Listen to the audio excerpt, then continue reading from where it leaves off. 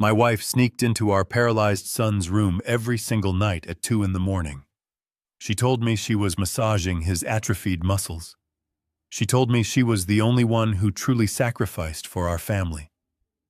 I believed her because I wanted to believe her. But when I finally installed a hidden camera inside a smoke detector, I didn't see a loving mother caring for her disabled child. I saw a monster.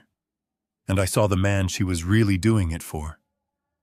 If you think you know the person sleeping next to you, take a deep breath, because what I found on that tape made me load my Colt 1911 and wait in the dark.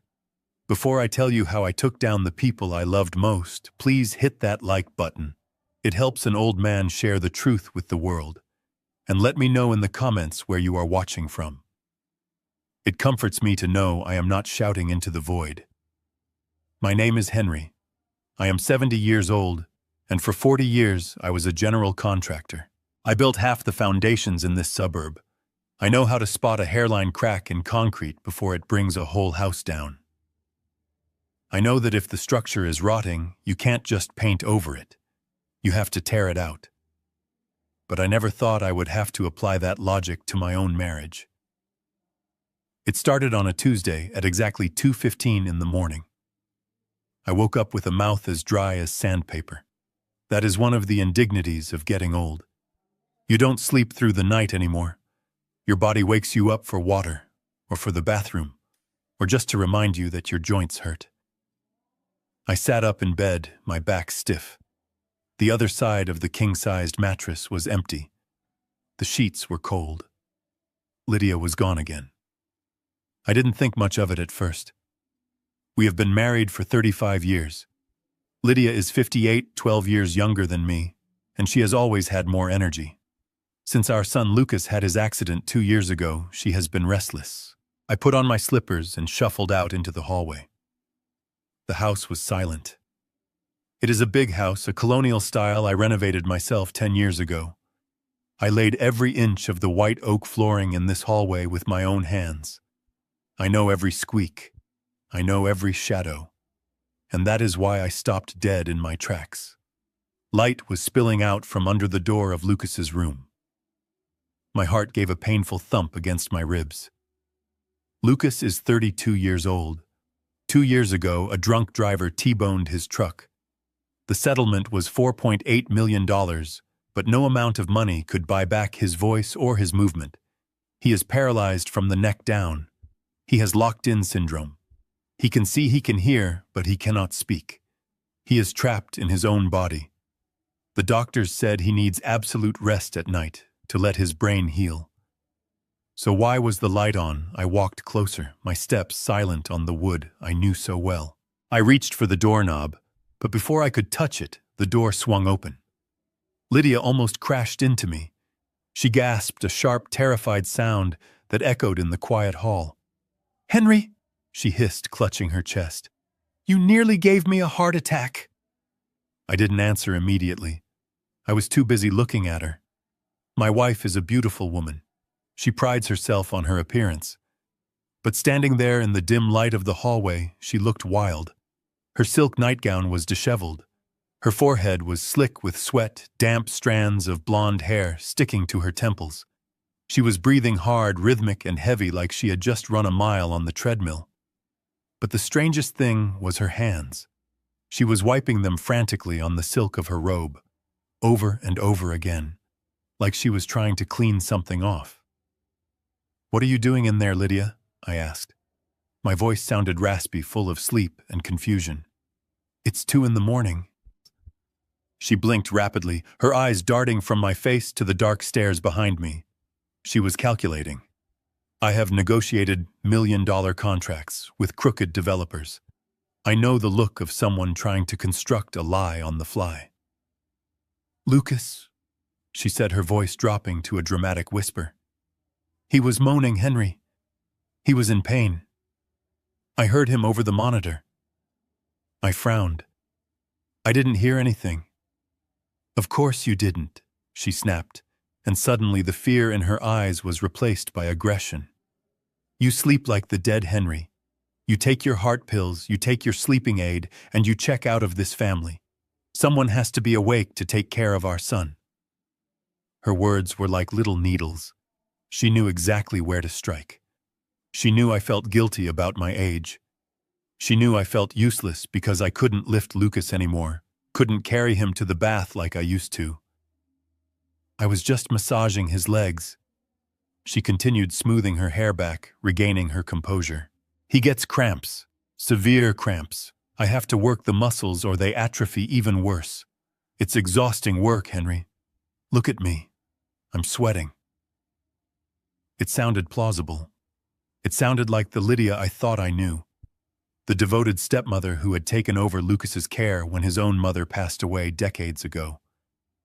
But my gut didn't settle. In construction, if the measurements are off by an inch, the roof collapses. Something here was off by a mile.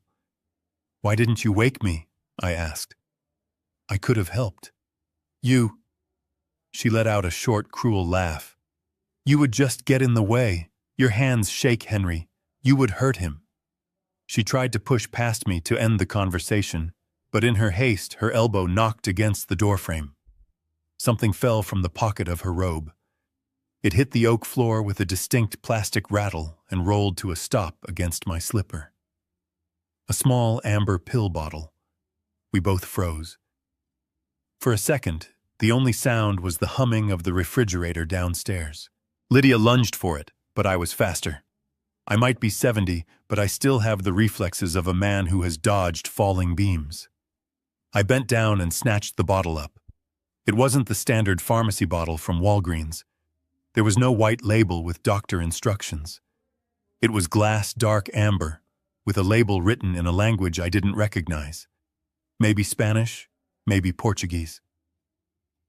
"Give me that," Lydia said. Her voice wasn't a request. It was a command. She held out her hand, her fingers trembling slightly. I held the bottle up to the dim light. The liquid inside was thick. "What is this, Lydia?" "This isn't his pain medication. Dr. Thorne prescribes oxycodone. This is..." "What is this?" "It's a herbal supplement," she said quickly, too quickly. "I ordered it online. It helps with circulation. Dr. Thorne said standard meds are ruining his liver. I'm trying to save him, Henry. Give it to me." She snatched the bottle from my hand with a force that surprised me. She shoved it deep into her pocket and pulled her robe tight around her body. "Go back to bed, Henry," she said, her tone icy. "You're tired. You're confused.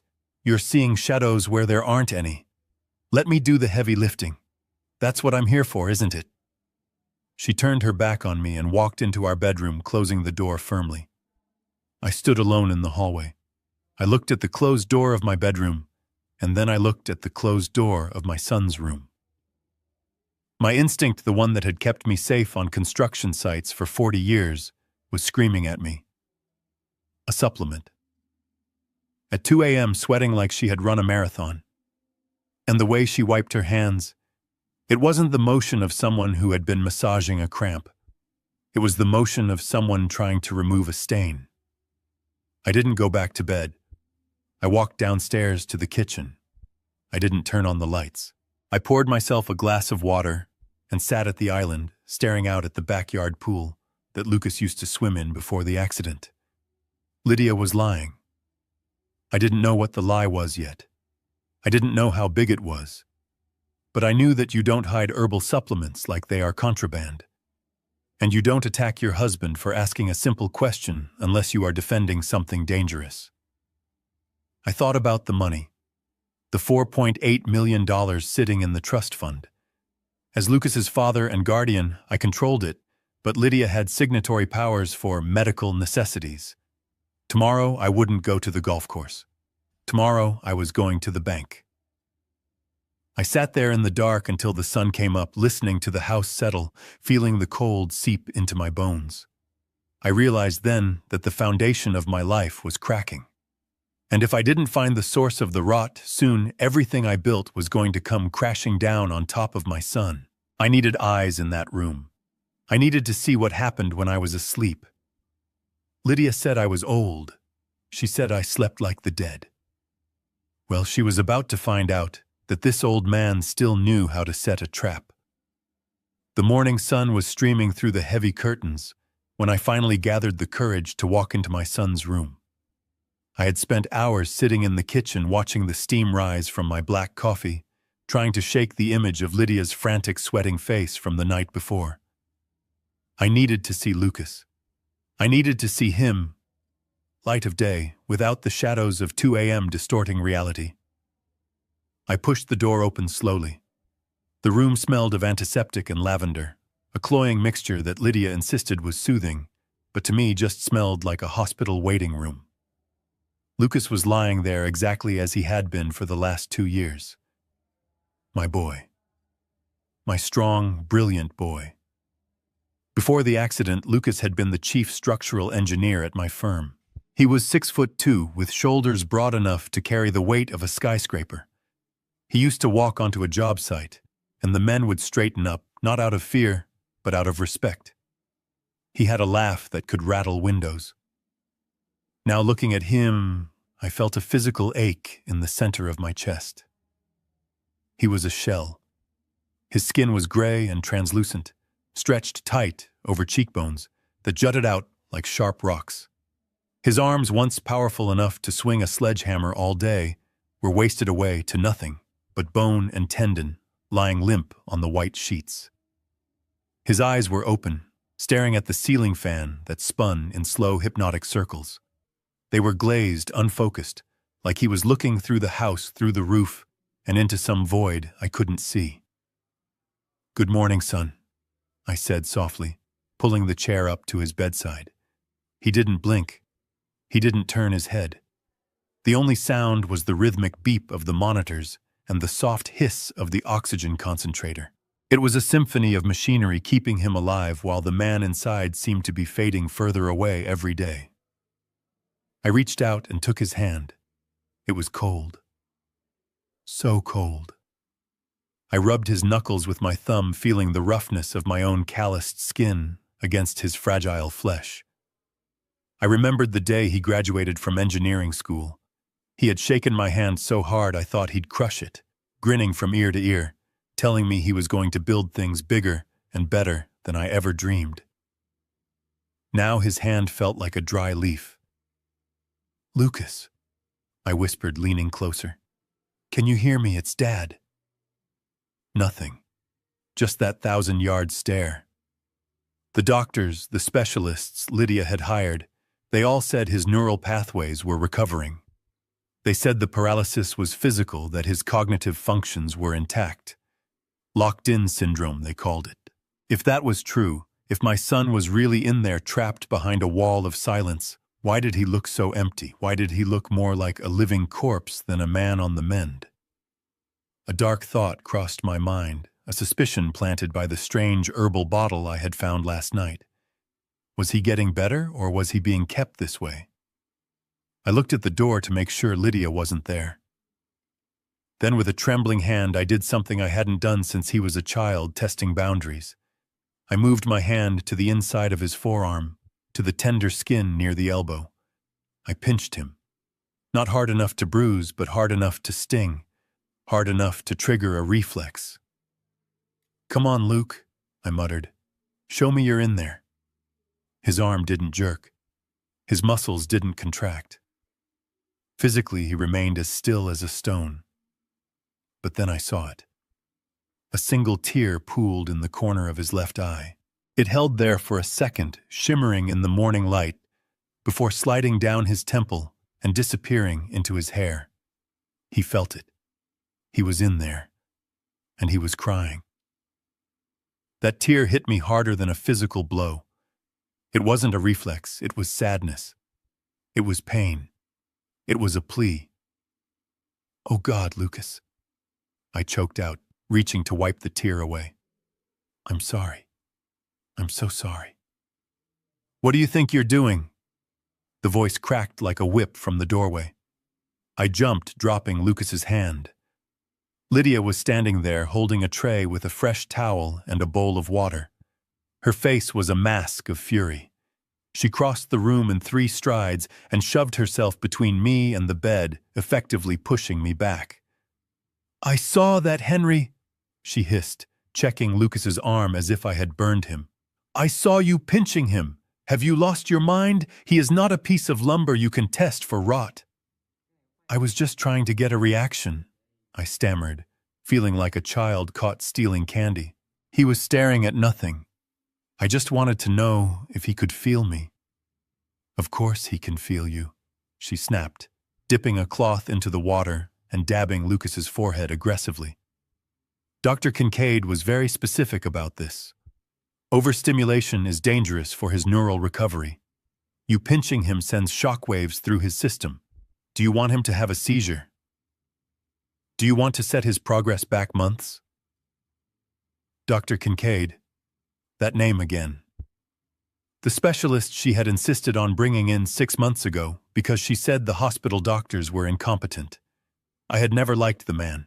He was too smooth, too polished, with cold eyes and a smile that didn't reach them. But Lydia treated his word like gospel. He's crying, Lydia, I said, pointing to the damp spot on the pillow. Look at him. He's crying. He's crying because you hurt him, she shot back, not even looking at Lucas's face. She turned on me, her eyes narrowing. You are useless in here, Henry. You disrupt his schedule. You upset him. You upset me. Look at you hovering like a ghost. Don't you have anything better to do? She smoothed the blanket over Lucas's chest with possessive, sharp movements. It's Tuesday, she said, her voice turning dismissive. Don't you have a tea time with Bob and the guys? Go play golf, Henry. Go hit a ball. Go drive your cart. Let me do the hard work. Let me take care of our son since you clearly don't have the stomach for it. She was kicking me out, just like she did every day, isolating me from him, making me feel like an intruder in my own son's life. Usually I would argue. I would try to stay.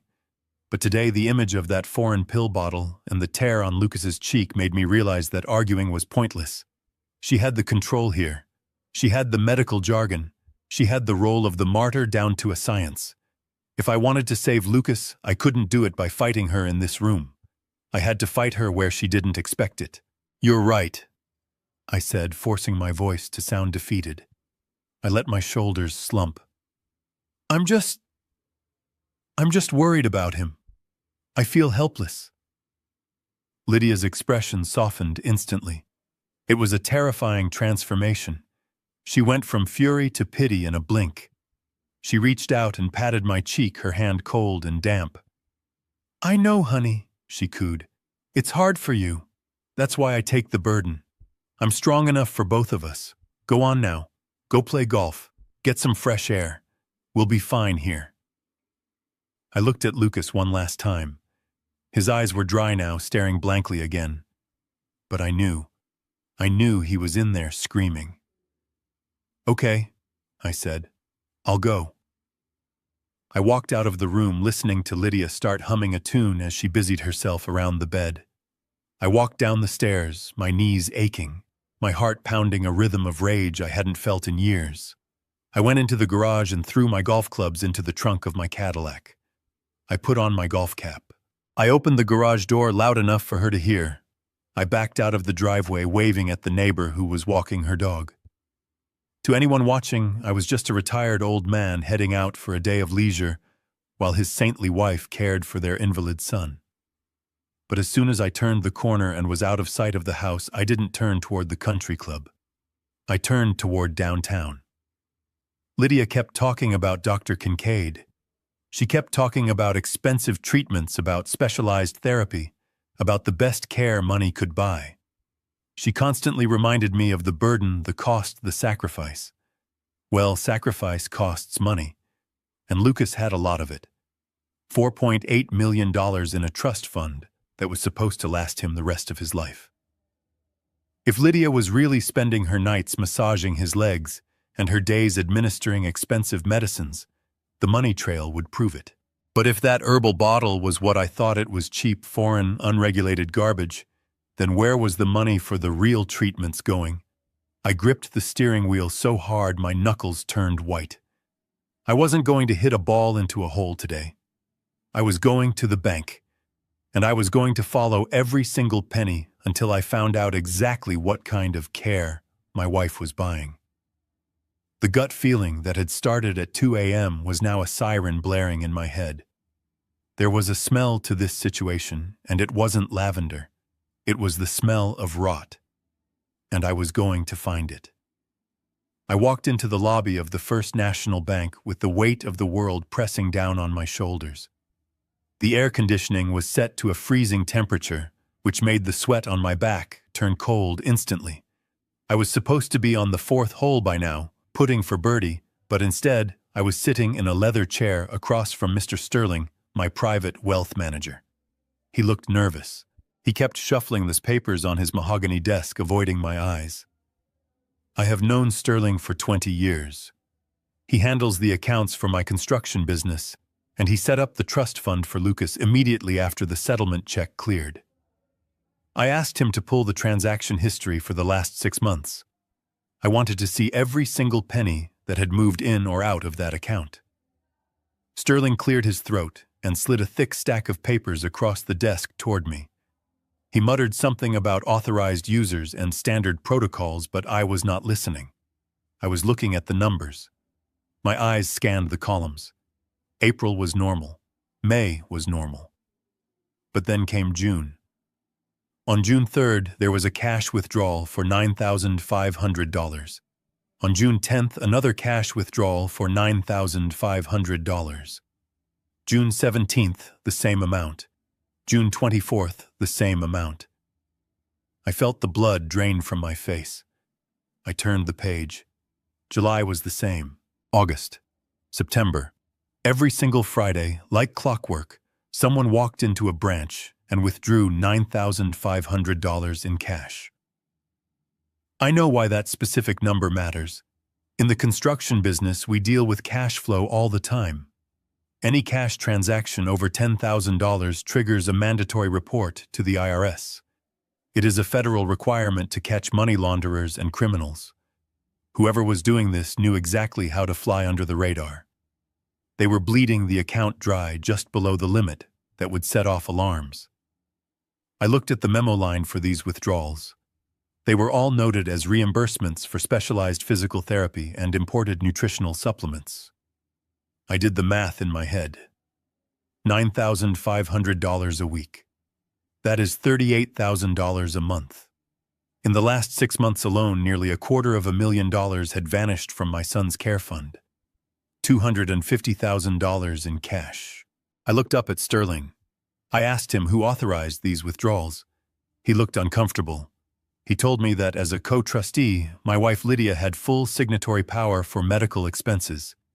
He said she came in every Friday morning with invoices from Dr. Kincaid and the therapy center. She claimed they demanded cash payment for expedited service. I felt a wave of nausea. Expedited service. My son was lying in a bed wasting away, while his money was walking out the door in stacks of $100 bills. I asked Sterling for the phone on his desk. I told him I needed to verify a vendor. He pushed the device toward me and I dialed the number for the Neuro Recovery Center, the place where Lydia claimed Lucas was getting these expensive specialized treatments. A cheerful voice answered on the second ring. I identified myself as Henry, the father of Lucas. I tried to keep my voice steady. I told her I was reviewing our finances, and I wanted to confirm the monthly billing for the intensive therapy package my son was receiving. There was a pause on the line while she typed on her computer. Then she came back on the line. She told me that our account was fully paid up to date. She said the monthly fee for the premium in-home package was $2,000 flat. That included 3 visits a week and all necessary equipment rentals.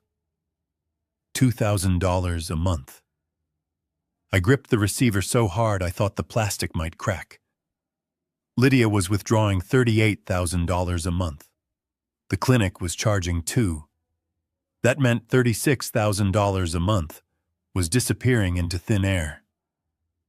That was nearly $9,000 a week going into someone else's pocket.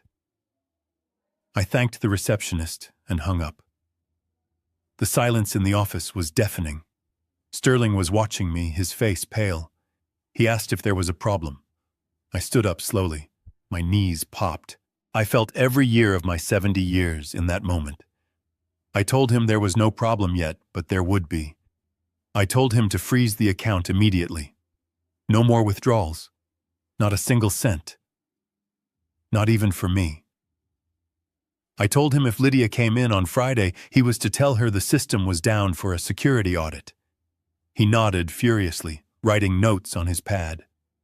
I walked out of the bank into the blinding afternoon sun. The world looked the same as it had an hour ago, but everything had changed. I was not just dealing with a neglectful wife. I was dealing with a thief. A calculating predator who was using my son's tragedy as her personal ATM. And the supplements, the bottle I found. If she wasn't spending the money on real medicine, what was she giving him? I got into my Cadillac, but I didn't turn toward home. I couldn't go back there yet. If I saw Lydia right now, I might lose control. I might do something that would land me in jail before I could save Lucas. I needed proof. I needed to see exactly what happened in that room when she thought no one was watching. I drove to the industrial side of town. Tucked between a bail bondsman and a liquor store was a shop called Tactical Surveillance Solutions. It was the kind of place suspicious husbands and paranoid business owners went. I walked in. The air smelled of ozone and cheap plastic. A young man with a nose ring looked up from behind the counter. I told him I needed a camera, not a big security system, something invisible. Something that could see in the dark and record audio. He looked at me, assessing my golf clothes and my gray hair. He probably thought I was trying to catch a nursing home aide stealing my silver. He reached into a glass cabinet and pulled out a box. It looked like a standard smoke detector. He explained that it had a 4K lens hidden in the sensor grate. It had night vision motion activation and a microphone sensitive enough to pick up a whisper. It connected to Wi-Fi and streamed directly to a secure app on a laptop or phone. It ran on a 10-year battery, so there were no wires to hide. It was perfect. It was exactly what I needed to catch the rats in my house. I paid cash. $300. A drop in the bucket compared to what Lydia had stolen. I took the box and walked back to my car. I sat in the driver's seat and opened the package. The device looked so innocent. Just a piece of white plastic. But this piece of plastic was going to be my witness. I checked my watch. It was 4 in the afternoon. I had told Lydia I was going on a fishing trip to Lake Tahoe with my old buddies. I needed to maintain that cover. If she thought I was suspicious, she would cover her tracks. She would stop the withdrawals. She might even hurt Lucas to keep him quiet. I had to play the part of the clueless old husband one last time. I had to let her think she had won so I could catch her with her guard down. I started the engine. Dong. My hands were steady on the wheel. The grief was still there, a heavy stone in my gut, but the anger was hotter. It sharpened my focus. I was a contractor. I knew how to build things, but I also knew how to demolish them. And I was about to bring the sledgehammer down on Lydia's house of lies. I drove toward the house, rehearsing my lines. I would be tired. I would be grateful for her care. I would be the perfect victim. And while she was sleeping, I would turn my son's room into a trap. Tonight, the camera would go up, and tomorrow I would see the truth. I pulled into the driveway just as the sun was beginning to dip below the tree line, casting long shadows across the manicured lawn. I sat in the car for a moment, breathing in the smell of leather and old dust, trying to slow my heart rate. I had to be an actor now. I had to be the tired, confused old man she thought I was. If I showed even a flicker of the rage burning in my gut, she would know. And if she knew, the game would be over before it began. I walked into the kitchen carrying my golf bag. Lydia was at the counter chopping vegetables. The knife hit the cutting board with a sharp, rhythmic thud. She looked up and her eyes scanned my face, searching for something. "You are home late, Henry," she said. Her voice was light, but there was a tightness at the corners of her mouth. "Did you play 18 holes?" I set the bag down with a heavy sigh. letting my shoulders slump. No, I only played 9, I lied. My back was acting up again. I spent the rest of the afternoon sitting in the clubhouse just thinking. She stopped chopping. Thinking about what? About us, I said, walking over to the fridge to get a water. About Lucas. About how right you were this morning. I turned to face her, leaning against the counter for support. You were right, Lydia. I am useless here. I am just getting in the way.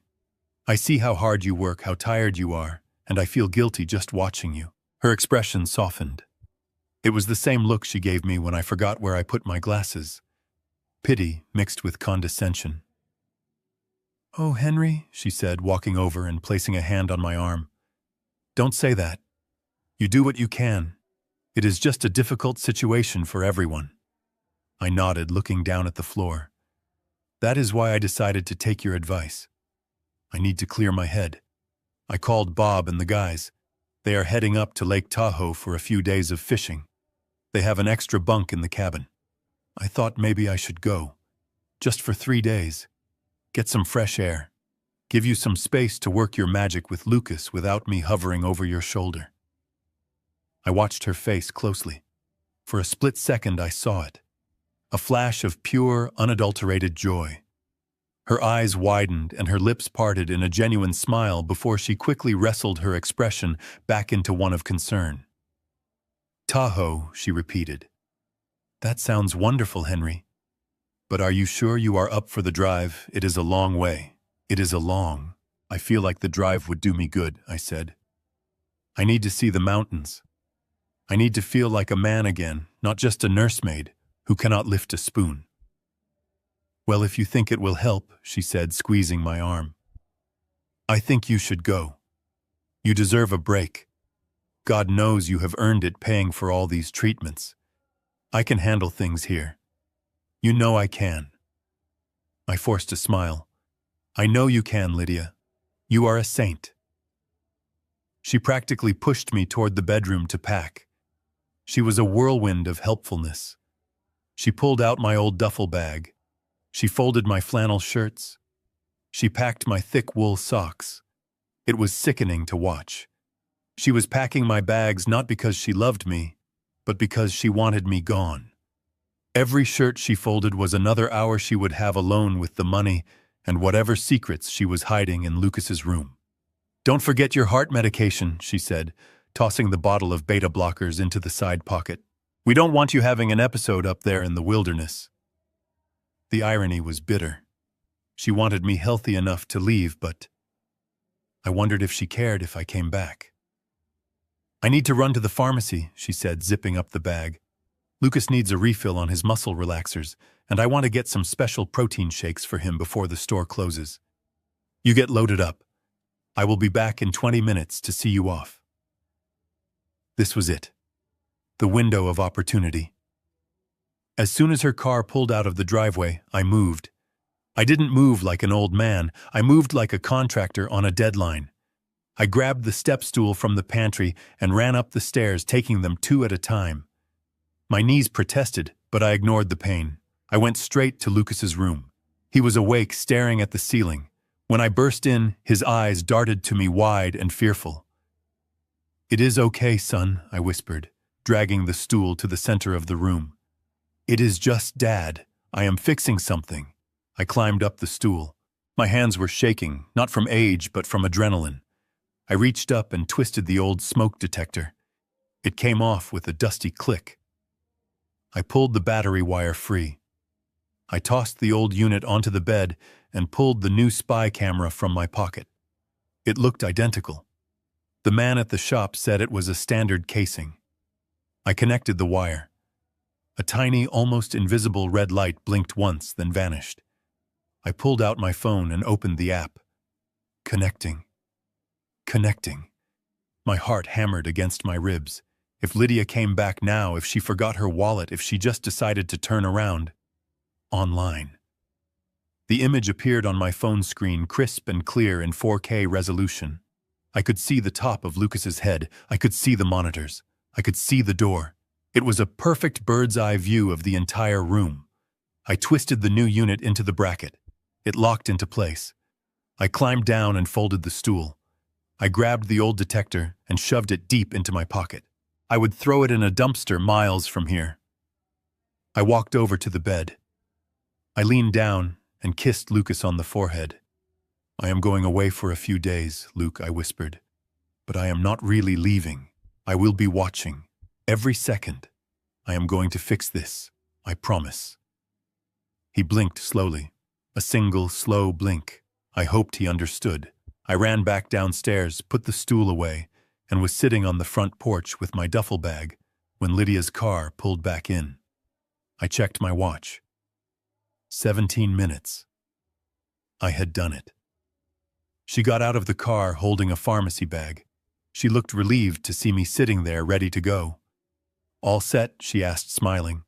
"All set," I said, standing up. She walked me to the Cadillac. She leaned in and gave me a kiss on the cheek. It felt cold. Dry. Like kissing a statue. "Drive safe, Henry," she said. "Catch a big one for me." "I will," I said. "Take care of our boy." I backed out of the driveway, watching her wave from the rearview mirror. She stood there until I turned the corner.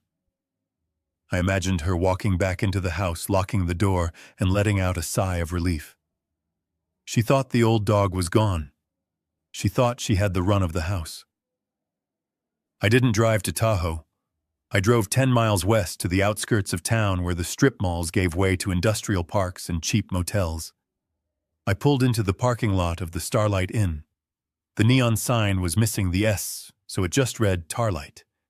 It was a place for truckers and people who didn't want to be found. It cost $49 a night. I checked into room 112. It smelled of stale cigarettes and lemon cleaner. The carpet was sticky. I didn't care. I threw my bag on the bed and sat down at the small, wobbly desk. I opened my laptop. I connected to the motel's spotty Wi-Fi. I launched the surveillance program. The screen flickered to life. There was Lucas's room. It was exactly as I had left it. The sun was setting, casting long orange beams across the floor. It was quiet, peaceful. But I knew better. I knew that when the sun went down, the monsters would come out. I opened a bag of beef jerky and a bottle of water. This was my dinner. I settled into the hard plastic chair. I wasn't going to sleep. I wasn't going to look away.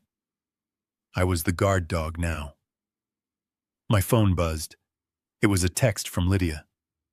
"Miss you already, honey. Lucas is resting peacefully.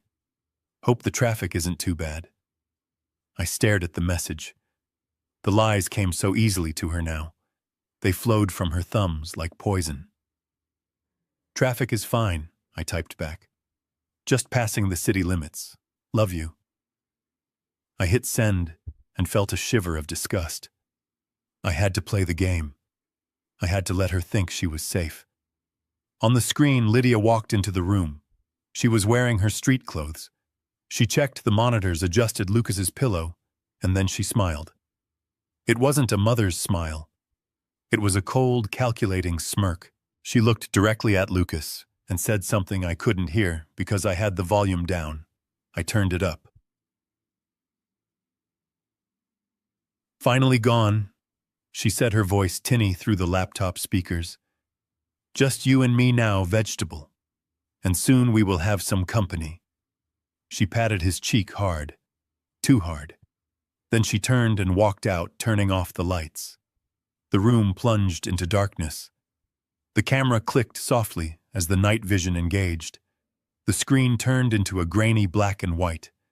Lucas's eyes were glowing white orbs in the dark, staring up at the lens, staring up at me. I leaned forward, elbows on the desk. "I'm here, son," I said to the empty motel room. "I'm watching." The hunt had begun. The red digital numbers on the motel alarm clock flipped to 1 in the morning. I had been staring at the laptop screen for hours, my eyes burning, the taste of stale beef jerky lingering in my mouth. The room on the screen remained dark and silent, a grainy black and white image of my son sleeping. Or at least I hoped he was sleeping. I had almost convinced myself that maybe I was wrong. Maybe the paranoia of old age had finally gotten to me. Maybe Lydia was just an exhausted woman taking a break. But then the door handle on the screen turned. My breath hitched in my throat. I leaned closer to the screen, adjusting my glasses. The door pushed open, and light from the hallway flooded into the room, momentarily blinding the night vision sensor. When the camera adjusted, I saw her. It was Lydia, but it wasn't the wife I had said goodbye to this afternoon. It wasn't the woman who wore sensible cardigans and complained about her aching feet. This woman was wearing a black lace teddy, something sheer and expensive that I had never seen before.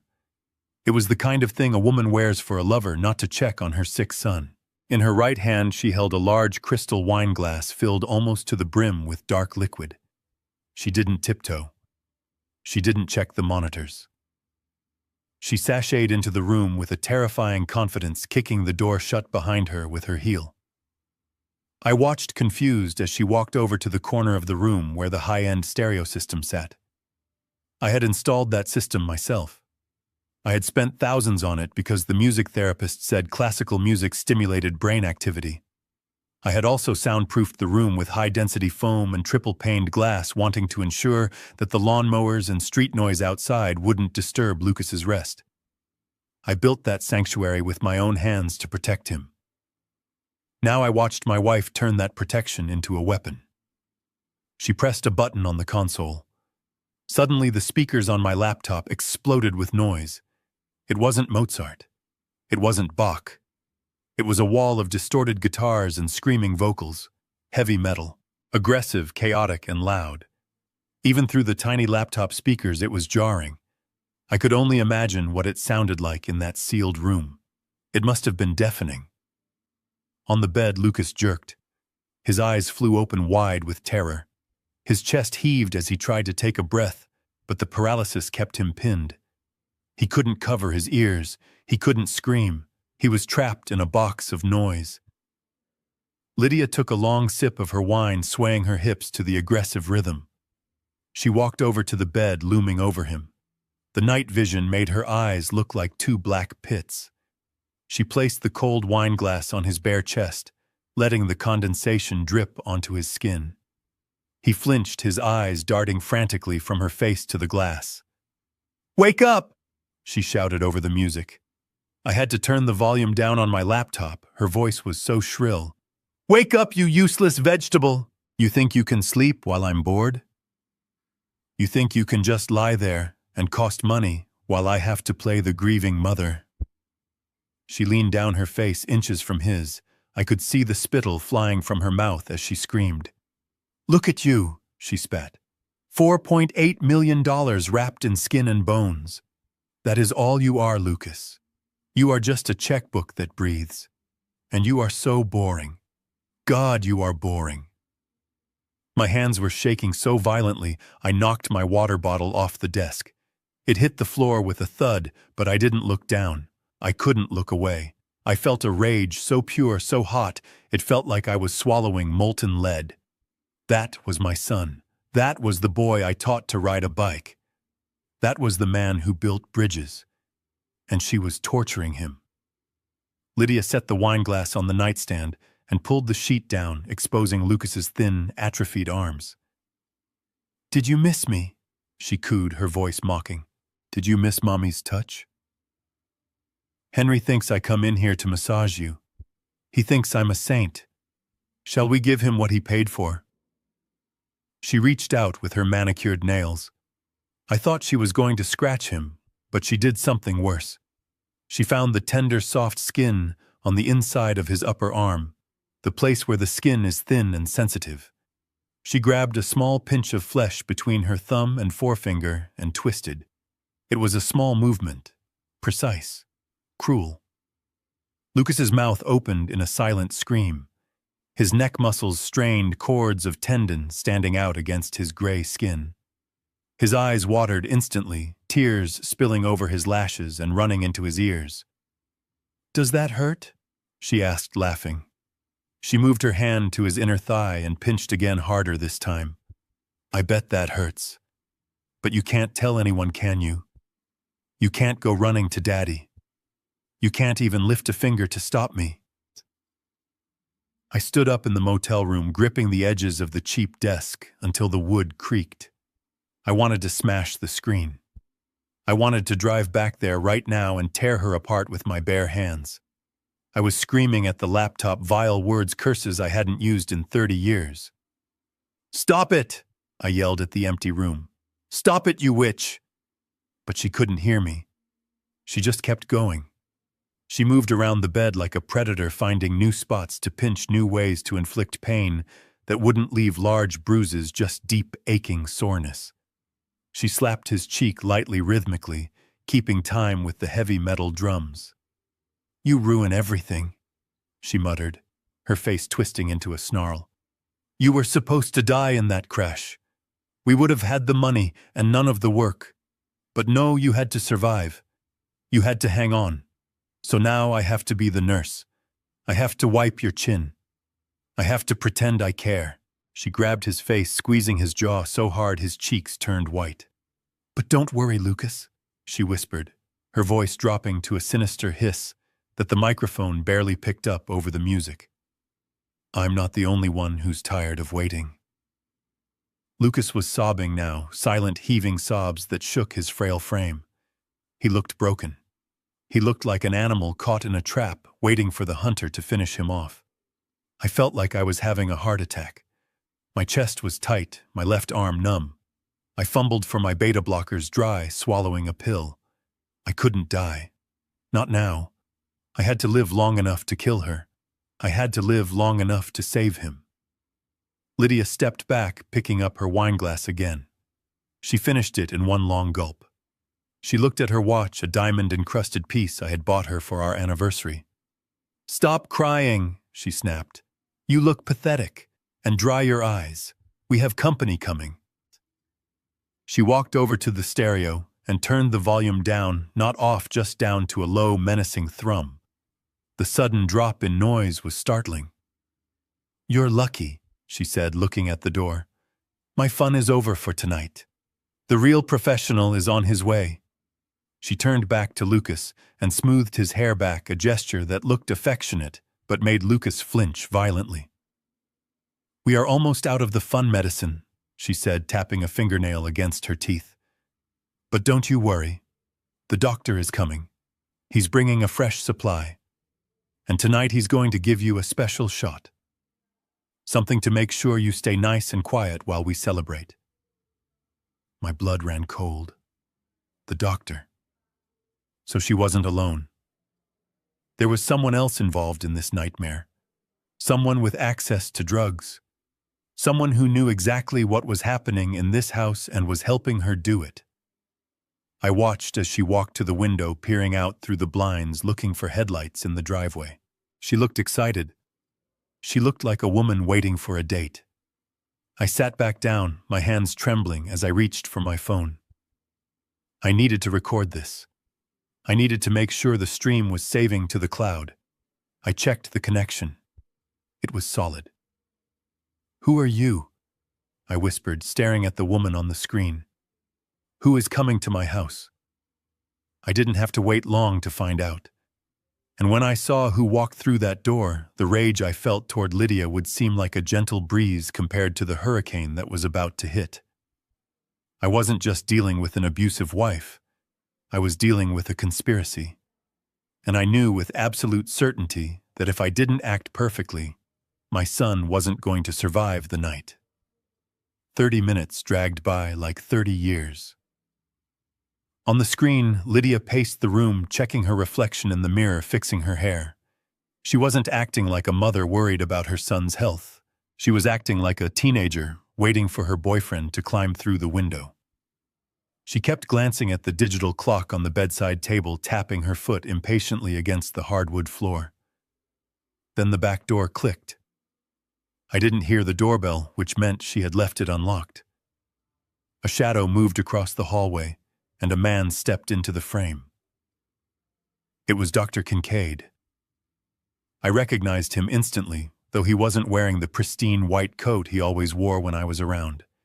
He was wearing a leather jacket and expensive jeans, carrying a black medical bag that looked more like a briefcase.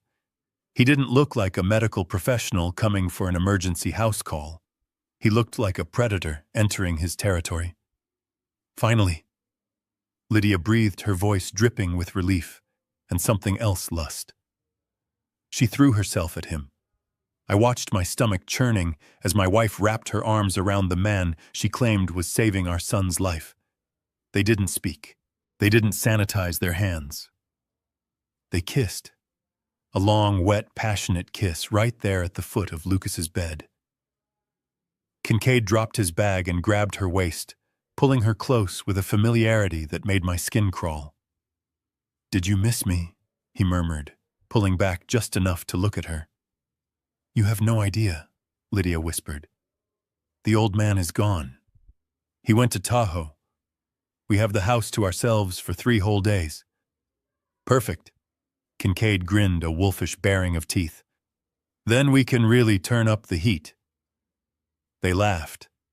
They actually laughed. I sat in that motel room gripping the edge of the desk until my knuckles turned white. My vision blurred with red rage. This wasn't just malpractice. This wasn't just theft. This was adultery of the vilest kind, performed over the broken body of my son. Every dollar I had signed over, every expedited fee, every cash withdrawal, it wasn't for therapy. It was for this. It was to pay for her gigolo. It was to fund their sick little game. They separated, and Kincaid turned his attention to Lucas. The smile vanished from his face, replaced by a cold, clinical sneer. He walked over to the bed, looking down at my son, not as a patient, but as a broken appliance. "How is our golden goose doing tonight?" Kincaid asked, snapping a pair of latex gloves onto his hands. The sound was loud in the quiet room. "He was crying earlier," Lydia said, leaning against the dresser and pouring herself another glass of wine. "Henry pinched him. Can you believe that the old fool actually tried to check for reflexes?" "That is dangerous," Kincaid muttered, opening his black bag. "If he starts getting sensation back, he starts getting ideas. We can't have him waking up, Lydia. If he wakes up, the money stops. And if the money stops, I stop coming over." He reached into the bag and pulled out a small glass vial. Even through the digital feed, the color was unmistakable. It wasn't clear medicine. It wasn't the amber liquid I had found earlier. It was a bright neon green, almost glowing in the dim light of the bedside lamp. It looked toxic. It looked like antifreeze. "What is that?" Lydia asked, swirling her wine. "A new cocktail," Kincaid said, holding the vial up to the light. "I had to mix it myself. The standard sedatives are getting too weak. His tolerance is building up. This is special. It's a veterinary tranquilizer mixed with a little something to scramble the synaptic pathways." My heart stopped. Veterinary tranquilizer. Horse medicine.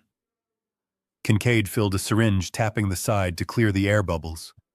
The needle looked enormous. "This will keep him in the vegetable aisle for at least another 12 hours. Kincaid said, his voice flat and devoid of humanity. "It essentially melts the connections in the frontal lobe temporarily. He won't be able to think, let alone move. It turns his brain into mush." "Do it," Lydia said, taking a sip of wine. "I don't want him moaning all night while we are busy." I watched in horror as Kincaid grabbed Lucas's arm. He didn't search for a vein gently. He jabbed the needle in with brutal efficiency. Lucas's eyes widened, the pupils blowing out until they were almost entirely black. His body gave a single violent shudder, a spasm of pure chemical shock, and then he went limp. His eyes stayed open, but the light behind them vanished. He looked dead. "There," Kincaid said, tossing the empty syringe back into his bag. "Lights out. Now about that payment." Lydia walked over to the closet, my closet, and pulled out a shoebox. She handed him a stack of cash. My cash. Lucas's trust fund money. 5,000, she said, just like we agreed. "You are a generous woman, Lydia," Kincaid said, pocketing the money without counting it. "Now let's go to the master bedroom." I've always hated this hospital smell. They walked out, leaving the door open, leaving the light on, leaving my son floating in a chemical void induced by a man who shouldn't be allowed near a dog, let alone a human being. I sat there for a full minute, unable to breathe, unable to think. The image of that neon green fluid entering my son's veins was burned into my retinas. They were killing him. Maybe not stopping his heart, but they were killing his mind. They were systematically destroying his recovery to keep him helpless, to keep the money flowing. I looked at the clock. It was 3 a.m. I didn't care what time it was. I grabbed my phone. My hands were shaking so bad, I had to use voice commands to dial. Call Hartman. Robert Hartman was my personal lawyer.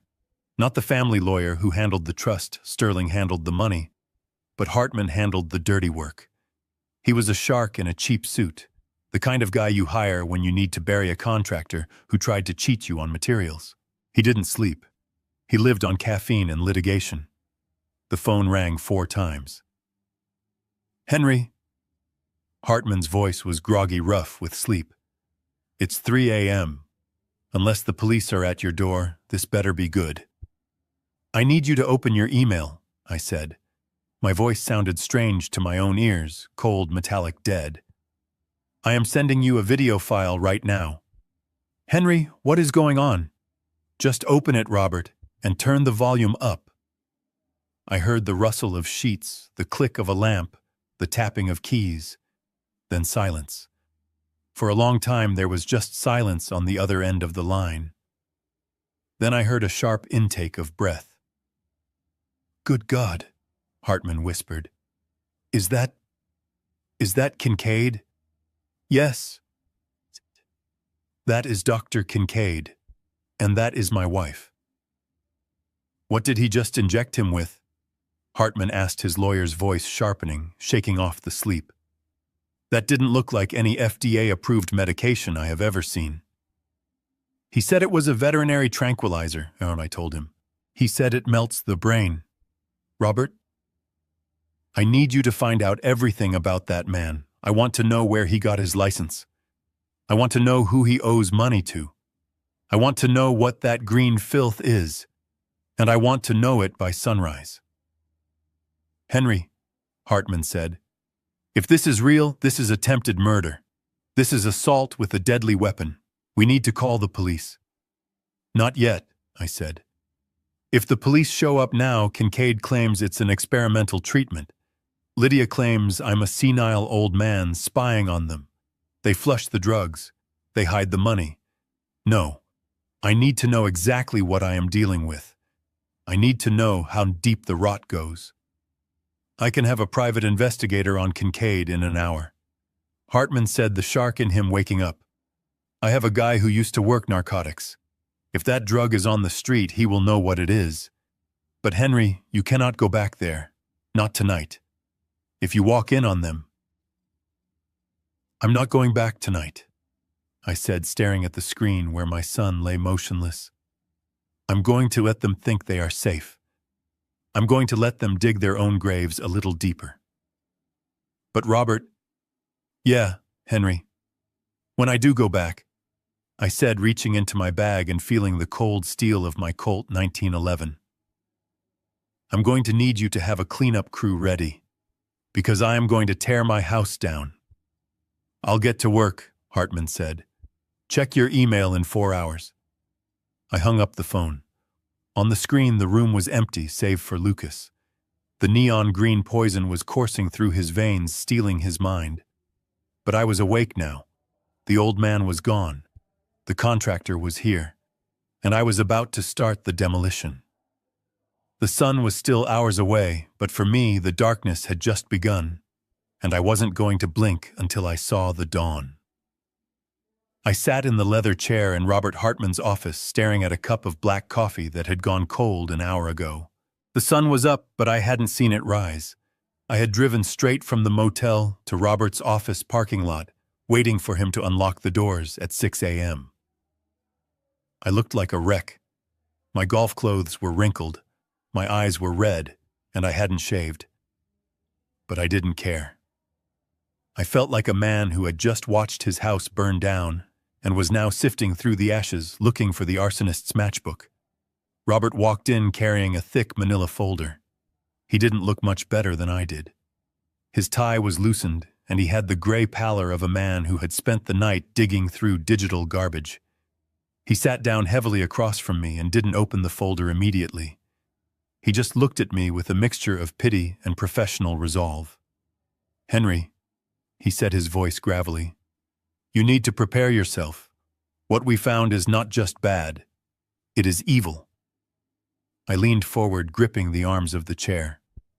"Just tell me, Robert, is he a doctor or not?" Robert flipped the folder open. He slid a piece of paper across the desk. It was a photocopy of a medical board ruling from 5 years ago. "Technically, yes, he was a doctor," Robert said, tapping the paper. "But the state of California revoked his license permanently 5 years ago. He was running a pill mill, Henry. He was writing prescriptions for opioids to anyone with cash. When the feds started sniffing around, he threw his partners under the bus and vanished. He has been practicing medicine without a license in 3 different states since then." I stared at the mugshot on the paper. It was younger, but it was him. The same cold, arrogant eyes. "But why is he doing this to Lucas?" I asked, my voice trembling. "Why the torture? Why not just kill him and take the money?"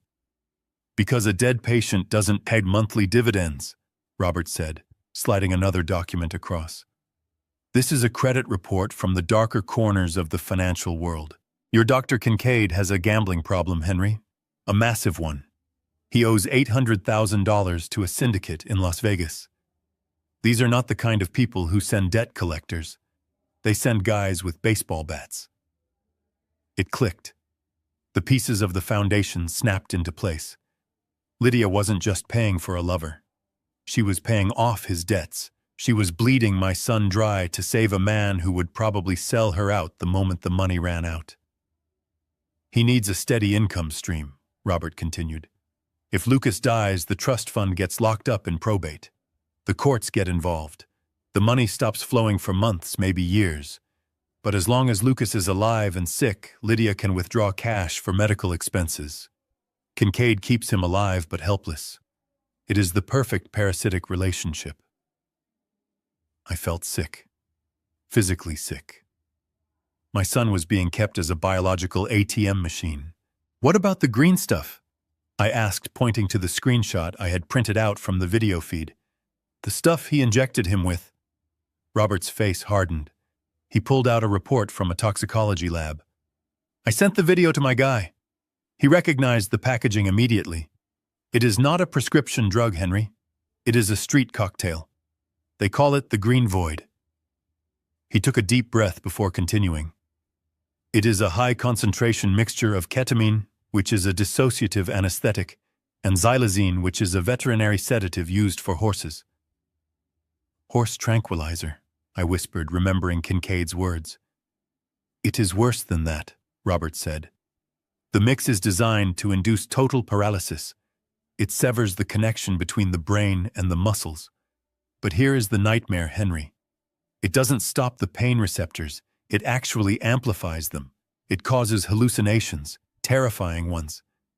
I stood up so fast the chair flew back and hit the wall. "You mean," I stammered, my hands shaking uncontrollably. "You mean he is awake, he can feel it?" Robert nodded slowly, looking down at his desk. "He is locked in, Henry. His body is dead weight, but his mind is active. He feels every pinch, every slap, every needle. And because of the hallucinogens, he is probably living in a waking nightmare every second of every day. He wants to scream, but he can't even blink." I walked to the window and pressed my forehead against the cool glass. I looked down at the street below, watching the cars move like ants. I thought about Lucas lying in that bed. I thought about the tear I saw yesterday. That wasn't just sadness. It was agony. He was begging me to help him. He was trapped in a hell created by his own mother, and I had gone to play golf. "I am going to kill him," I said quietly. "I am going to go back there and I am going to put a bullet in his head. Robert didn't try to stop me. He didn't give me the lawyer speech about homicide charges. He just waited a moment, and then spoke softly. If you do that, Henry, you go to prison. And if you go to prison, who takes care of Lucas? Who makes sure Lydia doesn't get guardianship when the dust settles? He was right. Damn him, he was right. I took a deep breath, forcing the red haze of rage to recede just enough to think clearly. I was a builder. You don't knock down a wall until you know what is holding up the ceiling. My phone buzzed in my pocket. The sound was loud in the quiet office. I pulled it out. A text message notification flashed on the screen. It was from Lydia. I opened it. Hey, honey, the text read, followed by a heart emoji. Are you catching any big ones up there? It is so quiet here without you. Lucas misses you terribly. Hope you are relaxing. Love you. I stared at the words. The audacity. The sheer evil of it. She was probably lying in bed next to that monster right now, typing this message with one hand while he planned how to spend my son's money. Lucas misses you. She used his name. She used his suffering as a prop in her little play. I felt the bile rise in my throat. I rushed to the small trash can in the corner of the office and retched. My stomach was empty, but my body tried to purge the disgust anyway. Robert handed me a tissue. I wiped my mouth and stood up straight. The weakness was gone. In its place was something cold and hard like steel-reinforced concrete. I am going back, Robert, I said, my voice steady. Not yet, Robert warned. We need the police involved. We need a warrant. No, I said. If the police show up, Kincaid flushes the drugs. He claims he is a consultant. Lydia plays the confused wife. It becomes a he said, she said mess, and my son stays in that bed for weeks while lawyers argue. I need to catch them in the act. I need a confession, and I need to make sure they never touch him again. I looked at the text message one more time. Catching any big ones, yeah, Lydia, I thought. I am catching the biggest ones of my life. I typed a reply, my thumbs moving mechanically. Fishing is great, I wrote. Caught a huge trout, thinking about staying an extra day. The air is good for my heart. Kiss Lucas for me. I hit send. I turned to Robert. I need you to have a team ready. I want private security and I want your contact at the police department on speed dial. But nobody moves until I give the signal. What are you going to do, Henry? Robert asked, standing up. I checked the weight of the Colt 1911 in my waistband. I am going home early, I said, and I am going to serve them a cup of coffee they will never forget. I walked out of the office, leaving the folder on the desk. The evidence was damning, but it was just paper. I needed more than paper. I needed justice, and justice was waiting for me back at the house, sitting in a bottle of poison that they thought was meant for me. The drive back to the motel was a blur. I packed my bag. I checked the camera feed one last time. The room was empty. Sunlight streamed in, hitting the bed where my son lay motionless, trapped in his green nightmare. Hold on, Lucas, I whispered. Daddy is coming, and I am bringing the sledgehammer. I got into my car and turned the engine over. It was time to go fishing. Back in the motel room, the air conditioner rattled with a dying wheeze, but I barely heard it. My entire world had narrowed down to the 14-inch screen of my laptop. It was the second night of my surveillance. The box of beef jerky was empty, and the coffee in my styrofoam cup had turned into a sludge that tasted like battery acid. I hadn't slept in 36 hours. My eyes felt like they were filled with sand, but I didn't dare blink. On the screen, the digital clock in Lucas's room read 2:45 in the morning. The room was dark, illuminated only by the faint glow of the medical monitors. For a moment, I thought maybe tonight would be quiet. Maybe they were taking a break. Maybe they were just sleeping like normal human beings. Then the door opened. Lydia walked in first. She wasn't wearing the black lace teddy this time. She was wearing her silk robe tied tightly around her waist. She looked agitated. Her movements were jerky and sharp. She paced back and forth at the foot of Lucas's bed, wringing her hands the same way she had the night I caught her. Dr. Kincaid followed her in. He looked annoyed. He was running a hand through his hair, and his shirt was untucked. "Will you stop pacing, Lydia?" he hissed. "You are going to wear a hole in the floor." "I can't help it," she snapped, turning to face him. "I have a bad feeling, a really bad feeling." "About what?" Kincaid asked, leaning against the dresser and crossing his arms. "The old man is in Tahoe.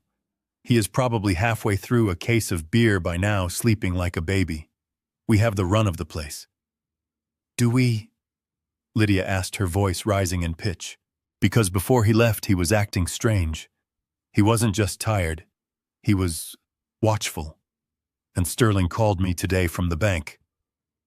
My heart hammered against my ribs.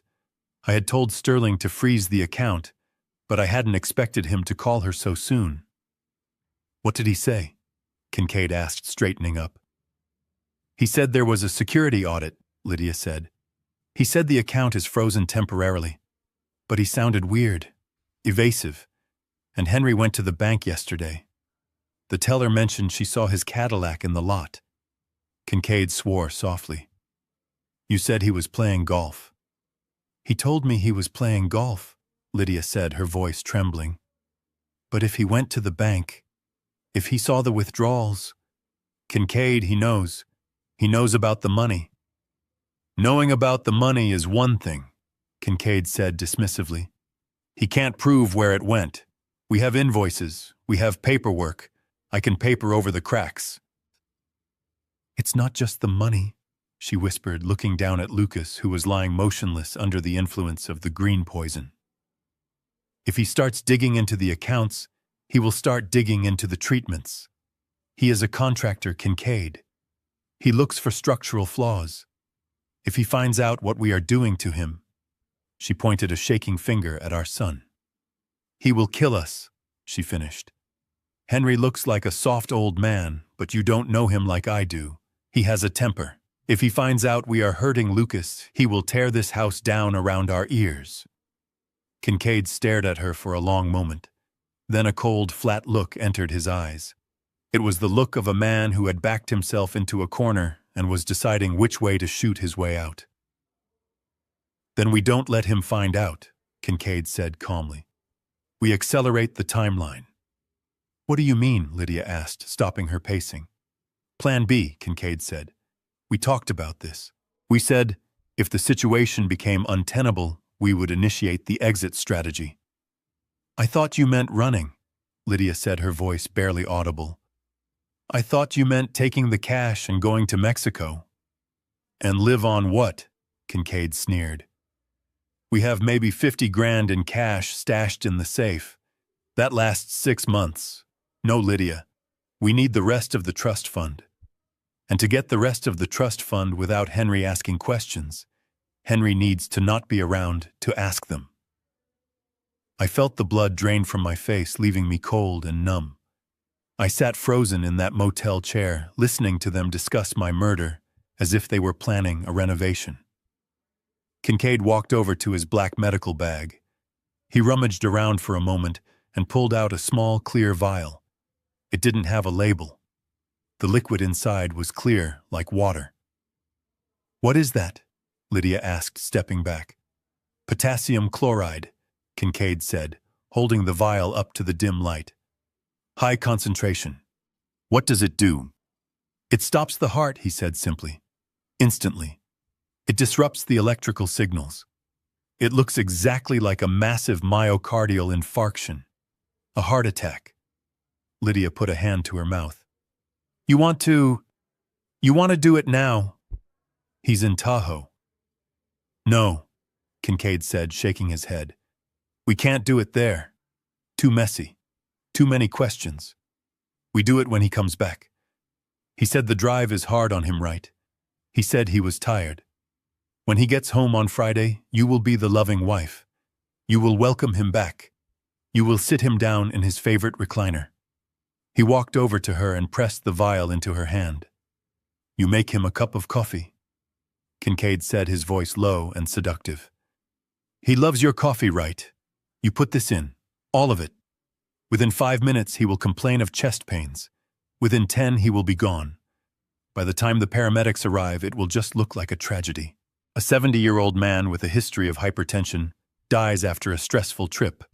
No autopsy, no investigation. Just a grieving widow and a sole surviving guardian of a $4.8 million trust. I stared at the screen. My wife was holding my death in her hand. She looked at the vial, and then she looked at Kincaid. I waited for her to throw it away.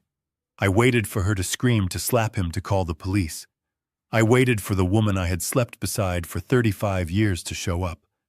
But she didn't. She closed her fingers around the vial. Are you sure it won't show up in a toxicology report? She asked. Potassium is a naturally occurring element in the body, Kincaid assured her. Unless they are looking for it specifically, they won't find it. And why would they look? He is an old man who forgets to take his beta blockers. It is a perfect death. Okay, she whispered. Okay. Friday, when he gets home. Good girl, Kincaid said, kissing her forehead. Now let's go back to bed.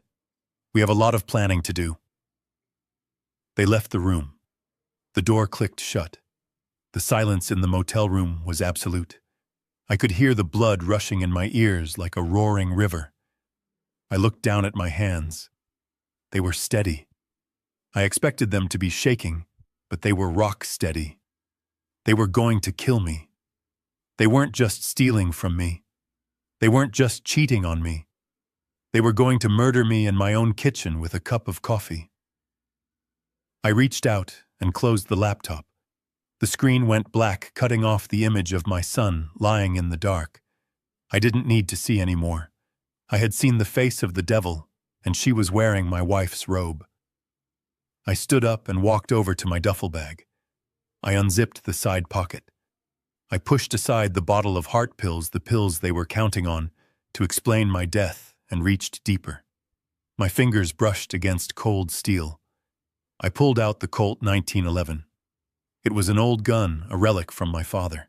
I had kept it cleaned and oiled for 40 years, hoping I would never have to use it. It was heavy in my hand, a solid, undeniable weight.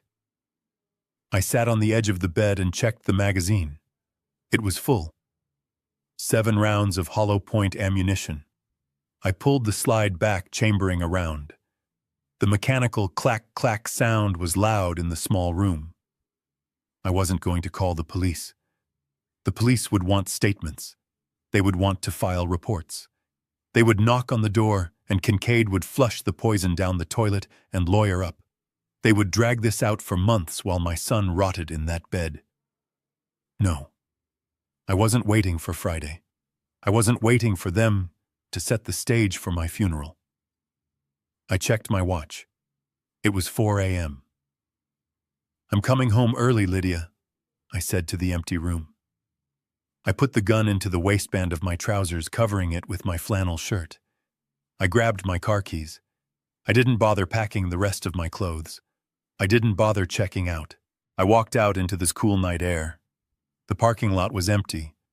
The stars were fading overhead. I got into my Cadillac and started the engine. The rumble of the V8 felt like a growl.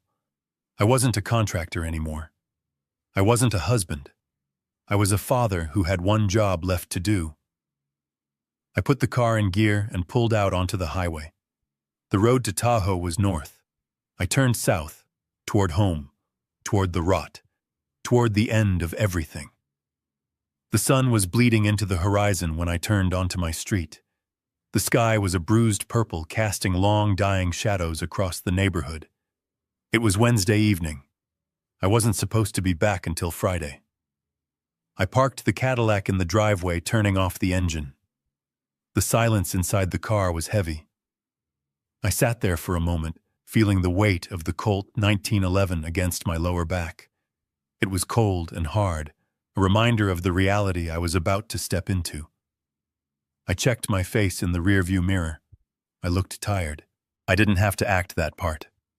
The last 2 days had aged me 10 years, but behind the fatigue my eyes were sharp. They were the eyes of a man who was done being the victim. I opened the car door and stepped out, making sure to drag my left leg slightly. I needed to sell the image of the frail, broken old man. I needed Lydia to see a target, not a threat. I hunched my shoulders, grabbed my duffel bag, and shuffled up the walkway. The front door was unlocked. It always was. We lived in a safe neighborhood, or so we thought. The real danger had been inside the house all along. I pushed the door open. The house smelled of lemon polish and something cooking, maybe a roast. It was the smell of a happy home. It made my stomach churn. "Lydia?" I called out, letting my voice crack a little. "I'm home." There was a crash from the kitchen, the sound of a pan hitting the floor. A second later, Lydia appeared in the hallway. She was wearing an apron over her clothes, her hair perfectly coiffed. When she saw me, her face went through a kaleidoscope of emotions. First, sheer terror. Her eyes went wide, her mouth dropped open. Then confusion, and finally a terrifying mask of concern settled over her features. "Henry!" she exclaimed, rushing toward me. "Oh my God, Henry, your back's what happened? Is everything okay?" She reached me and grabbed my arms, her grip tight. I could feel her heart pounding against my chest as she hugged me. It wasn't a hug of relief. It was a hug of panic. She was checking to see if I was real, if I was alone. My back. I groaned, leaning heavily on her. The drive was too much, Lydia. I got about halfway to the lake, and my sciatica flared up. I couldn't sit in the car anymore. I had to turn around. "I just want my own bed." I felt her relax slightly. The story fit. It fit the narrative she had built in her head about me being weak and falling apart. "Oh, you poor thing," she cooed, guiding me toward the kitchen. "I told you that drive was too long. You never listened to me. Come on, come sit down. You look pale." She led me to the kitchen table. It was set for one. A bottle of red wine was breathing on the counter. 2 glasses were drying in the rack. She had been expecting Kincaid. I pretended not to notice. I slumped into my chair, letting out a long, ragged breath. "I'm sorry to ruin your evening," I said, rubbing my face. "I know you were looking forward to some quiet time." "Don't be silly," she said, turning away from me quickly. "You are my husband. Your health is the only thing that matters." She walked to the counter. Her back was to me, but I could see her reflection in the darkened glass of the oven door. She was moving fast. Her hands were shaking. "You need something to warm you up," she said, her voice trembling slightly. "You're shivering, Henry. Let me make you some coffee. I just bought a new bag of those Arabica beans you love." Coffee.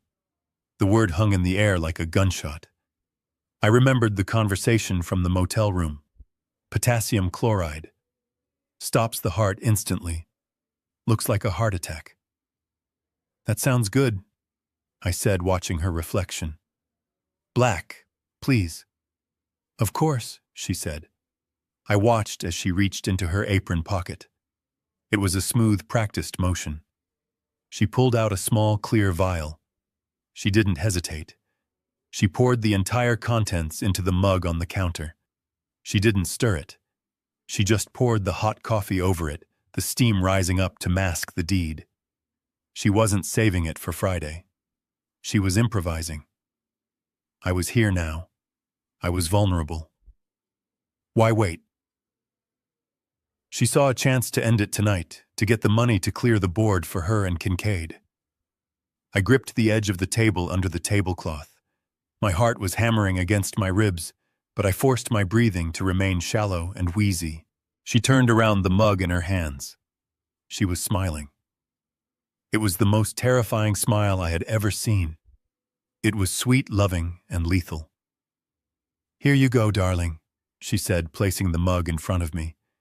"Drink this. It will make you feel so much better. It will take all the pain away." The steam curled up into my face. It smelled rich and dark. It smelled like death. I looked up at her. She was standing right next to me, her hand resting on my shoulder. She was waiting. She was watching me with the intensity of a vulture waiting for a wounded animal to take its last breath. "Thank you, Lydia," I said. "You always know just what I need." I reached out with my right hand. My fingers trembled. I wasn't faking that. The adrenaline was coursing through my system so fast, I felt like I was vibrating. I wrapped my fingers around the warm ceramic handle. I lifted the cup. Lydia held her breath. I could hear the tiny intake of air. Her eyes were locked on the rim of the cup. She was already spending the money. She was already planning the funeral. She was probably wondering if she could get Kincaid over here to certify the death before the coffee got cold. I brought the cup to my lips. I let the steam hit my nose. "You know," I said, pausing with the cup just inches from my mouth, "I was thinking on the drive back about Lucas." Lydia froze. "What about him?" "I was thinking about how much he used to love my coffee," I said, staring into the black liquid. "Before the accident. He used to say I made the best pot in the county." "Henry, drink your coffee?" she said, her voice sharpening with impatience. "It's getting cold." "Right," I said. "Right." I tilted the cup. Lydia leaned in closer. And then I let go. I didn't just drop it. I spasmed. I jerked my hand as if a sudden jolt of pain had shot through my arm. The mug slipped from my fingers. It hit the edge of the table and shattered. The sound was explosive in the quiet kitchen. Shards of ceramic flew everywhere. The black liquid splashed across the table, dripping onto the floor, soaking the rug. The poison spread out in a dark, steaming puddle. "Oh!" I cried out, clutching my hand to my chest. "Oh, damn it! My hand, it just cramped up." Lydia stared at the mess on the floor. Her face drained of all color. She looked from the broken shards to me, her eyes wide with shock and fury. The weapon was destroyed. The plan was ruined. For a second I thought she was going to scream. I thought she was going to lunge across the table and try to strangle me. "You clumsy old fool," she whispered, the mask slipping completely. "What?" I asked, looking up at her with wide, innocent eyes. "What did you say, Lydia?" She blinked physically, shaking herself, trying to pull the loving wife persona back over her rage. It was like watching a snake shed its skin in reverse. I said, "Oh, you poor fool," she stammered, her voice high and tight. "Look at you. You're shaking. You're in no condition to be holding anything." She grabbed a roll of paper towels and dropped to her knees, frantically wiping up the spill. She wasn't cleaning. She was destroying evidence. She knew that if anyone tested that liquid, she was done. She was scrubbing the floor with a desperation that bordered on mania. "I'm so sorry," I said, watching her scrub. "I'm just so useless lately. I wasted your coffee." "It's fine, Henry," she snapped from the floor, not looking up. "It's just coffee. I can make another one. I have plenty." She stood up, her chest heaving. She threw the soaked paper towels into the trash compactor and hit the button. The machine whirred, crushing the evidence into a dense block. "Sit there," she commanded. "Don't move. I'll make another cup, a fresh one, and I'll put it in a plastic travel mug this time so you can't drop it." She turned back to the counter. She reached for the jar of beans. I knew she didn't have another vial of the concentrated poison. Kincaid had given her one. But I also knew that desperation makes people creative. Maybe she had pills. Maybe she had rat poison under the sink. She wasn't going to stop. She had decided I was dying tonight, and she was going to see it through. "Lydia," I said, my voice suddenly steady. The tremor was gone. The weakness was gone. She stopped, her hand on the coffee grinder. Something in my tone made her freeze. It wasn't the voice of a tired old man. "What?" she asked, not turning around. "Don't bother with the coffee," I said. I don't want any more coffee. I have some news. She turned slowly. News, what kind of news? I leaned back in the chair, crossing my arms over my chest. I looked her dead in the eye. I didn't just come back because of my back, I said. I got a notification on my phone. From the bank. Lydia went still, a statue in an apron. The bank. Yeah, I said. It seems there's been a problem with Lucas's trust fund. The fraud department called me. They said they froze the accounts this morning. Her eyes bulged. Froze them why? Suspicious activity. I lied, enjoying the way the color left her face for the second time in 5 minutes. They said someone has been making massive cash withdrawals, hundreds of thousands of dollars. They think it's money laundering, Lydia. They think it's criminal. I stood up. I stopped limping. I walked toward her, closing the distance. They said federal agents are coming to the house tomorrow morning to audit the books. I said, my voice dropping to a conspiratorial whisper. But here's the strange part. I just got a text. They said the agents are actually in the neighborhood tonight. They want to check the safe. Lydia backed up against the counter. She looked like a trapped rat. The safe tonight. Yes, I said. Tonight. I watched her eyes dart to the hallway toward the bathroom where she likely kept her phone. She needed to call him. She needed to call Kincaid. She was panicking, and panic makes people make mistakes. I need to use the restroom, she stammered, untying her apron with shaking hands. My stomach, it's the stress. Excuse me, Henry. She pushed past me and ran down the hall. I heard the bathroom door slam and the lock click. I stood in the kitchen listening. I knew exactly what she was doing. She was calling the cavalry. She was calling the muscle. She was telling Kincaid that the plan had gone sideways and that he needed to get over here right now to fix it. I smiled grimly. Come on then, I whispered, reaching back to touch the grip of my gun. Come and get it. I walked into the living room and sat in my armchair facing the front door. I checked my watch. Kincaid lived 20 minutes away, but if he drove like I thought he would, he'd be here in 10. I waited. The hunt was entering its final phase. 15 minutes. That was how long I calculated it would take for a desperate man to drive across town if he thought his life was about to implode. I sat in my leather armchair, the one facing the front door, the one I used to read bedtime stories in when the boys were small. My back was pressed against the firm cushion, allowing me to feel the reassuring hardness of the Colt 1911 tucked into my waistband. The house was silent, save for the frantic, muffled murmuring coming from the guest bathroom down the hall. Lydia was in there. I could hear the desperate cadence of her voice, though the words were indistinct. She wasn't sick. She was coordinating a hit. I looked at the clock on the mantelpiece.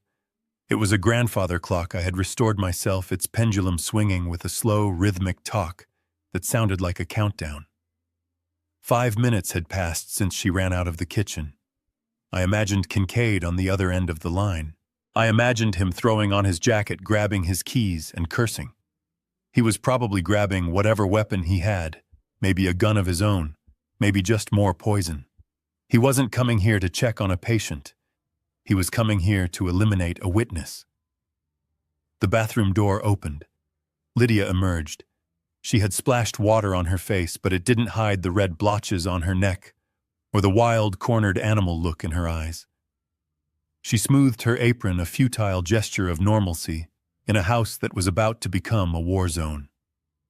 She walked into the living room and stopped when she saw me sitting there, calm and still. You should be resting. Henry, she said, her voice brittle. You look terrible. Why don't you go upstairs and lie down? I can bring you some tea. Maybe chamomile. She wanted me upstairs. She wanted me in bed, defenseless, away from the front door so Kincaid could enter without resistance. She wanted to isolate me. I am fine right here, I said, resting my hands on the armrests. I want to be ready when the federal agents arrive. I wouldn't want to miss them. She flinched at the mention of the agents. She walked over to the window and peered out through the blinds, her fingers twitching against the fabric. Do you really think they will come tonight? She asked, trying to sound casual but failing miserably.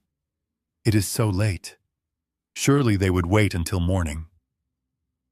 Fraud units don't work bankers' hours, Lydia. I lied, enjoying the way her shoulders tensed, especially when there is suspicion of flight risk. They want to secure the assets before anyone can run. I watched her reflection in the window glass. She was terrified. She knew that if the police looked in that safe, they wouldn't just find the missing cash. They would find the illicit drugs. They would find the paper trail of their crimes.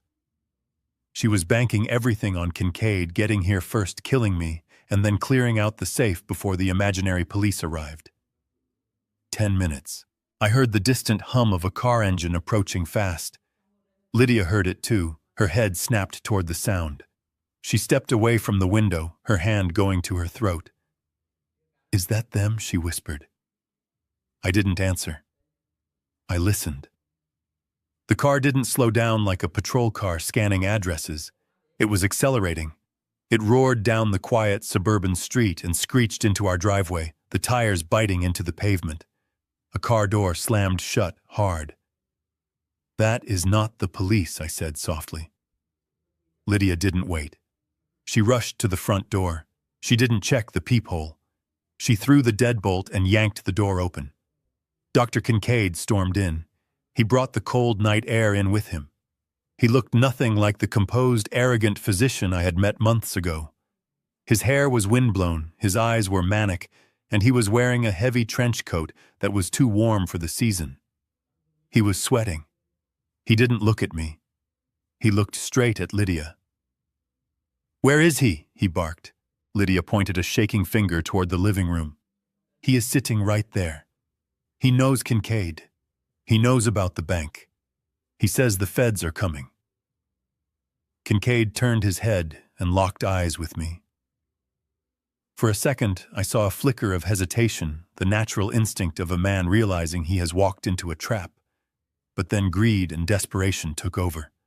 He realized that I was just an old man sitting in a chair, and he was a younger, stronger man with everything to lose. He kicked the front door shut behind him. The sound echoed through the house like a thunderclap.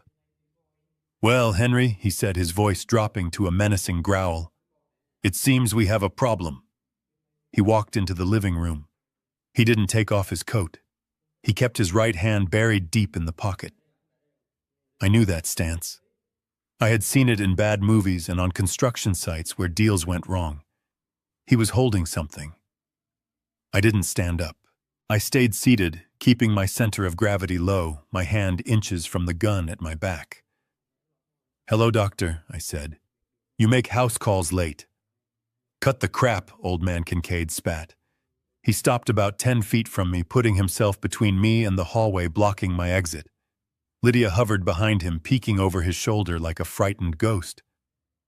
Lydia tells me you are confused, he continued, stepping closer.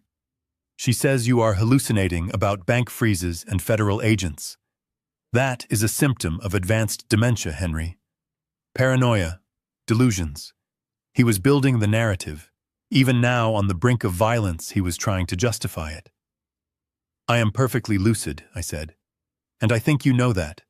I think you know exactly where the money went. Kincaid laughed a short, sharp bark. It doesn't matter what you think, Henry. What matters is what the death certificate says. And since I am the attending physician, I get to write whatever I want. He took another step. He was close now. Too close. I could smell the stale tobacco and fear coming off him. You are not a doctor, I said. You lost your license 5 years ago. You are a gambler who owes $800,000 to the wrong people. And now you are trying to kill me to pay your debts. The color drained from his face. The arrogance vanished, replaced by pure, murderous intent. I had stripped away his mask.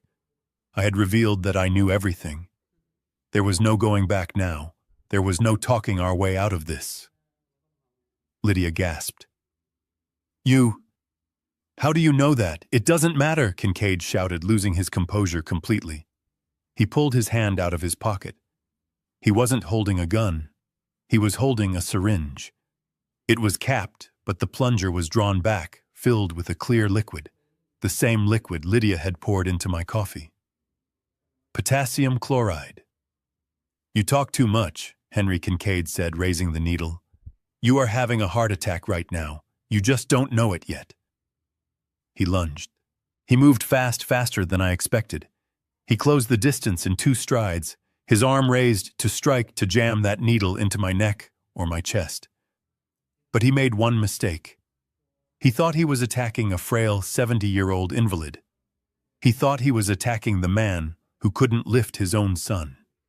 He didn't know he was attacking a man who had spent 40 years hauling lumber and bending steel.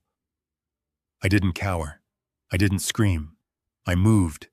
I threw my body weight forward using the momentum to launch myself out of the chair. My left hand shot up and caught his wrist, the one holding the syringe. The impact jarred my shoulder, sending a spike of pain down my arm, but I held on. I squeezed with a grip forged by decades of manual labor. Kincaid grunted in surprise. He tried to shake me off, but I twisted his wrist, forcing the needle away from my face. At the same time, my right hand went behind my back. I felt the textured grip of the Colt. I pulled it free. I didn't aim. There was no time to aim. I just shoved the barrel into his stomach and pulled the trigger. Click. The sound was tiny, insignificant, but in that moment, it was the loudest noise in the world. A misfire. An old primer. A bad round. Kincaid heard it. He realized I had a gun, and he realized it hadn't worked. His eyes lit up with triumph. He roared and slammed his forehead into my nose. Pain exploded in my face. Bright white lights danced in my vision. I stumbled back, tasting blood. I lost my grip on his wrist. He raised the needle again. Die, you old bastard, he screamed. I racked the slide of the pistol, ejecting the dud round. It spun through the air in slow motion. A fresh round chambered. Kincaid brought the needle down. I raised the gun and fired. This time the room shook. The muzzle flash blinded us both. The vase on the mantel behind Kincaid exploded into 1,000 ceramic shards. I had missed his body, but the bullet had passed inches from his ear. The deafening roar of a .45 caliber round in an enclosed space brought everything to a screeching halt. Kincaid froze. He dropped the syringe. It clattered to the floor, rolling under the coffee table. He stumbled back, his hands going to his ears, his eyes wide with shock. Lydia screamed a high, piercing sound that shattered the ringing silence. I stood there, blood pouring from my nose, my chest heaving. The smoking gun leveled squarely at Kincaid's chest. "Sit down," I commanded. My voice sounded strange, guttural, like it was coming from someone else. Kincaid looked at the gun, then at me. He saw the hammer pulled back. He saw my finger on the trigger. He saw that I wasn't going to miss again. He slowly, carefully sank to his knees, putting his hands in the air. Lydia was sobbing in the corner, clutching the curtains. "Henry, please," she wailed. "Please don't kill us." I spat a mouthful of blood onto the expensive rug she loved so much. "I'm not going to kill you," I said, wiping my nose with my sleeve. "That would be too easy." Outside, the wail of sirens began to rise, cutting through the night. Not the imaginary federal agents I had lied about, but the very real police that Hartman had called the moment I gave the signal. The cavalry was here. But the war wasn't over. I kept the gun trained on Kincaid's heart until the red and blue lights washed over the living room walls. The hunt was done. Now the reckoning began. Kincaid took a step closer, invading my personal space with the arrogance of a man who believes he holds all the cards. The air in the living room grew heavy, suffocating, charged with a violence that was no longer theoretical. I looked at his hand, the one he had finally pulled from his coat pocket. It wasn't a gun. It wasn't a knife. It was a syringe capped but clearly loaded, the plunger drawn back to reveal a chamber full of clear, lethal fluid. It was the potassium chloride. He had brought the execution method right into my living room, intending to finish what Lydia had failed to start in the kitchen. He held it up, letting the light from the hallway chandelier catch the liquid. It looked harmless like water, but I knew it was enough to stop a heart in seconds. He smiled, a thin, cruel curving of his lips that showed no remorse, only irritation that I was making this difficult for him. "You are making this very hard on yourself, Henry," he said, his voice dropping to a patronizing whisper. "It is a shame you didn't just drink the coffee Lydia made for you. It would have been peaceful. You would have just gone to sleep in your chair. Now it is going to be a little more painful. Needles are never pleasant when you are awake." Lydia let out a small, strangled sob from behind him, but she didn't move to stop him. She stood frozen, her hands covering her mouth, watching the man she conspired with prepare to murder her husband. She was complicit in every sense of the word, her silence sealing her fate just as much as her actions. I didn't flinch. I didn't beg. I just looked at Kincaid and then shifted my gaze to the television mounted above the fireplace. It was a large smart TV I had installed years ago to watch football games with Lucas. It was currently black, a silent monolith in the room. Kincaid followed my gaze, confused for a split second by my lack of fear. "Actually, Doctor," I said, keeping my voice level and calm, "I think we should watch a movie before you do anything rash. I think you might find the plot very interesting." Before he could react, before he could take that final step to plunge the needle into my neck, I grabbed the remote control that was resting on the side table. I didn't even have to aim. I just pressed the power button and the input switch I had pre-programmed earlier. The screen flickered to life. It wasn't a movie. It wasn't the news. It was a crystal-clear, high-definition video feed. The image was grainy with night vision, but the faces were unmistakable. It was the recording from last night. It showed my bedroom. It showed my bed. And it showed Lydia and Kincaid tangled together in the sheets, laughing. The audio boomed through the surround sound speakers, filling the living room with their voices. But I didn't stop there. I fast-forwarded the feed with a few clicks, skipping the adultery and going straight to the conspiracy. The video jumped to them standing by the dresser, Kincaid holding the very same vial he was holding now. The voice of the digital Kincaid filled the room, loud and damning. It stops the heart instantly, disrupts the electrical signals, looks exactly like a massive heart attack. No autopsy, no investigation. Then Lydia's voice, clear as a bell. "Are you sure it won't show up in a toxicology report?" The color drained from Lydia's face so fast, she looked like a corpse. She stared at the screen, watching herself plot my murder, hearing her own voice casually discussing how to get away with it. The reality of what she had done, the permanence of that recording, hit her like a physical blow. "Turn it off," she screamed, her voice cracking into a shriek of pure hysteria. "Turn it off, Henry. Turn it off right now." Kincaid stared at the TV, his mouth slightly open. He realized in that second that his life was over. His medical career was already gone, but his freedom, his future, everything was burning down in front of him. He looked from the screen to me, and the murderous intent in his eyes doubled. He realized I wasn't just a victim, I was a witness, and I had the evidence. "You recorded us," he snarled, his face twisting into a mask of pure hate. "You senile old freak. You were watching us the whole time." I smiled, a cold, hard smile that felt like granite. "Every second. I saw you poison my son. I saw you steal my money, and I saw you plan my death.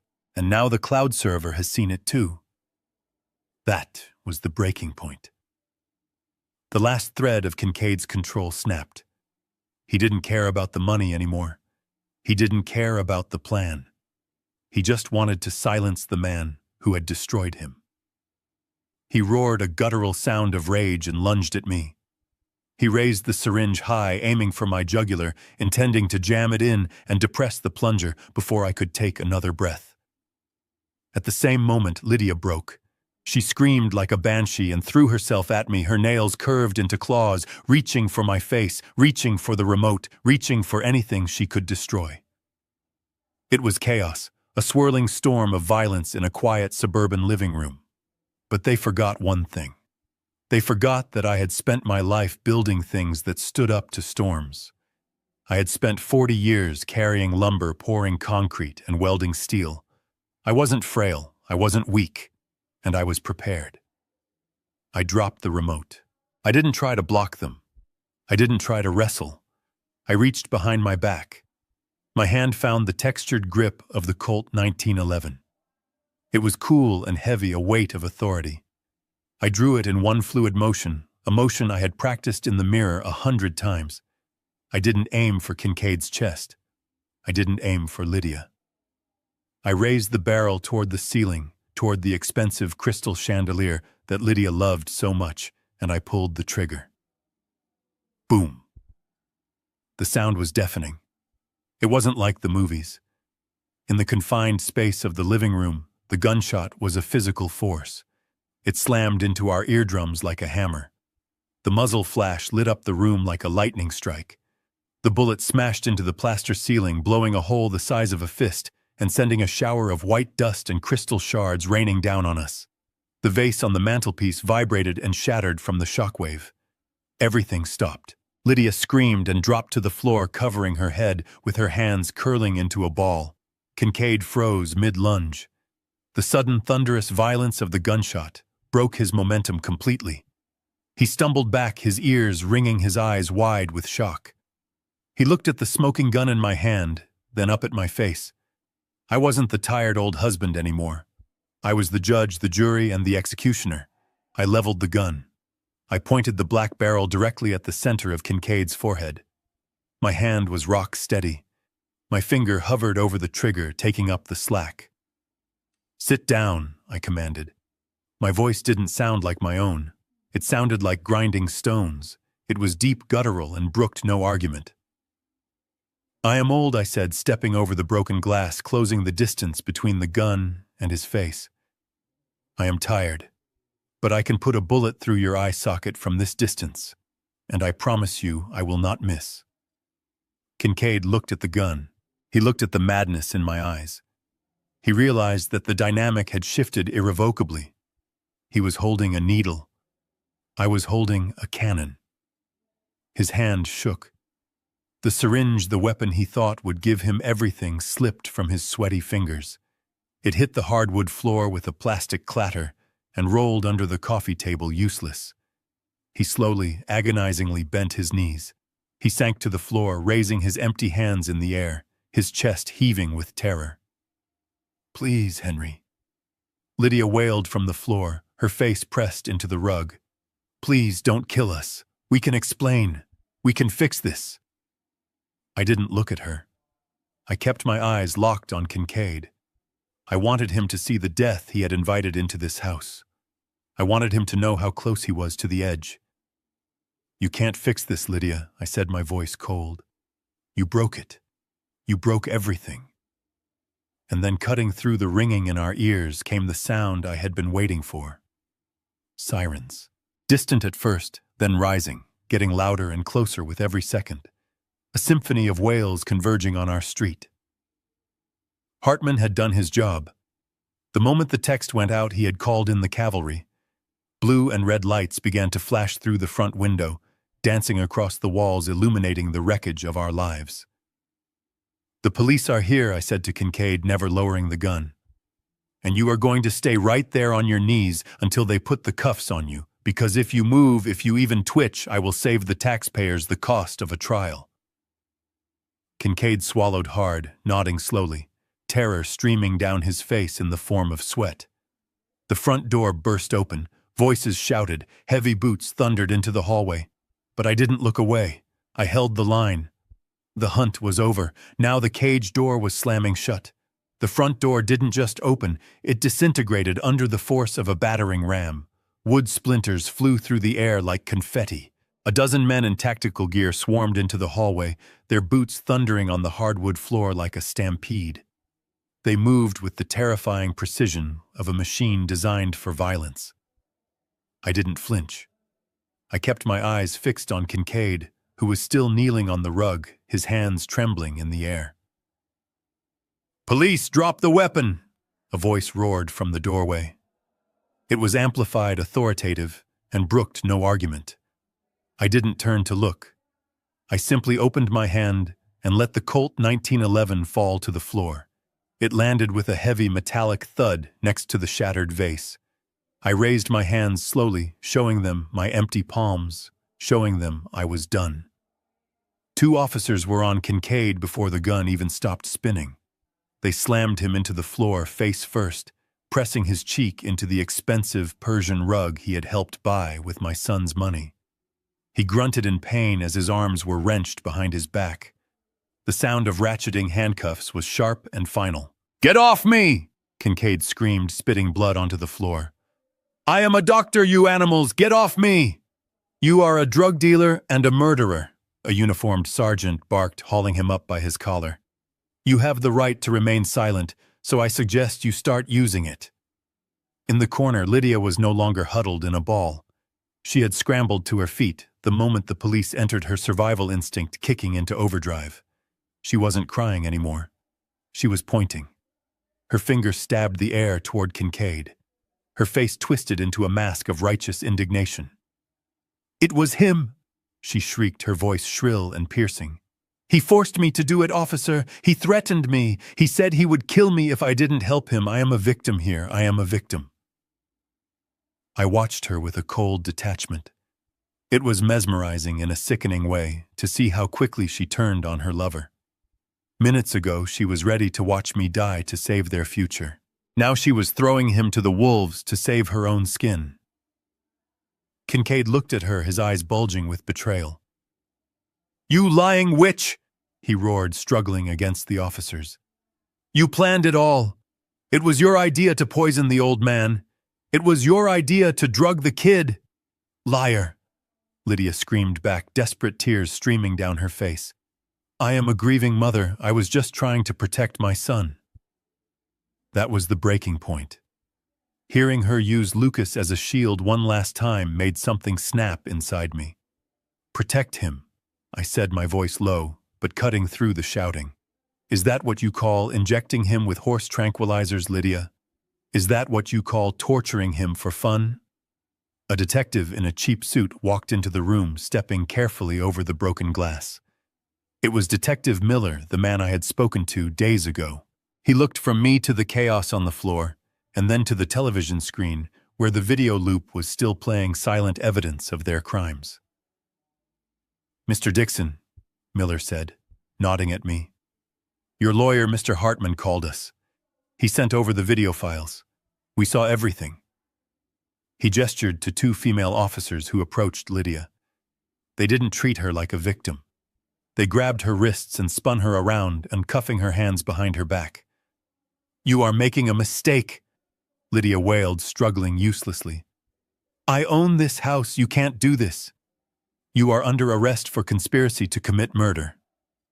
First-degree assault and fraud," Miller said, reading her rights with a bored, professional tone. Forensics technicians were already swarming the room. One of them was kneeling by the dining table, carefully collecting the shards of the broken coffee mug. He used a swab to test the dark stain on the floor. "Positive for high concentrations of potassium chloride," the tech announced loudly. "Enough to stop a heart 3 times over." Another tech came out of the hallway holding the black medical bag Kincaid had brought in. He opened it on the coffee table. Inside were rows of vials, hundreds of pills, and stacks of cash. "We found the stash," Miller said, looking at Kincaid. "We estimate about $200,000 in street-value narcotics, mostly ketamine and opioids. And we found the ledger." He pulled a small notebook from the bag. "It looks like your wife has been busy, Mr. Dixon," Miller said, flipping through the pages.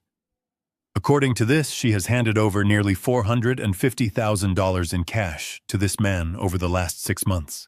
Embezzlement from a trust fund is a federal crime." $450,000. The number hung in the air. That was my son's future. That was his therapy, his comfort, his life. She had stolen $500,000 to feed a gambler's addiction and a failed doctor's ego. Lydia went limp in the officer's grip. The fight drained out of her as the reality of the numbers hit home. She looked at me, her eyes wide and pleading. "Henry," she whispered. "Henry, tell them. Tell them I was confused. Tell them I was scared. We have been married 35 years. Does that mean nothing to you?"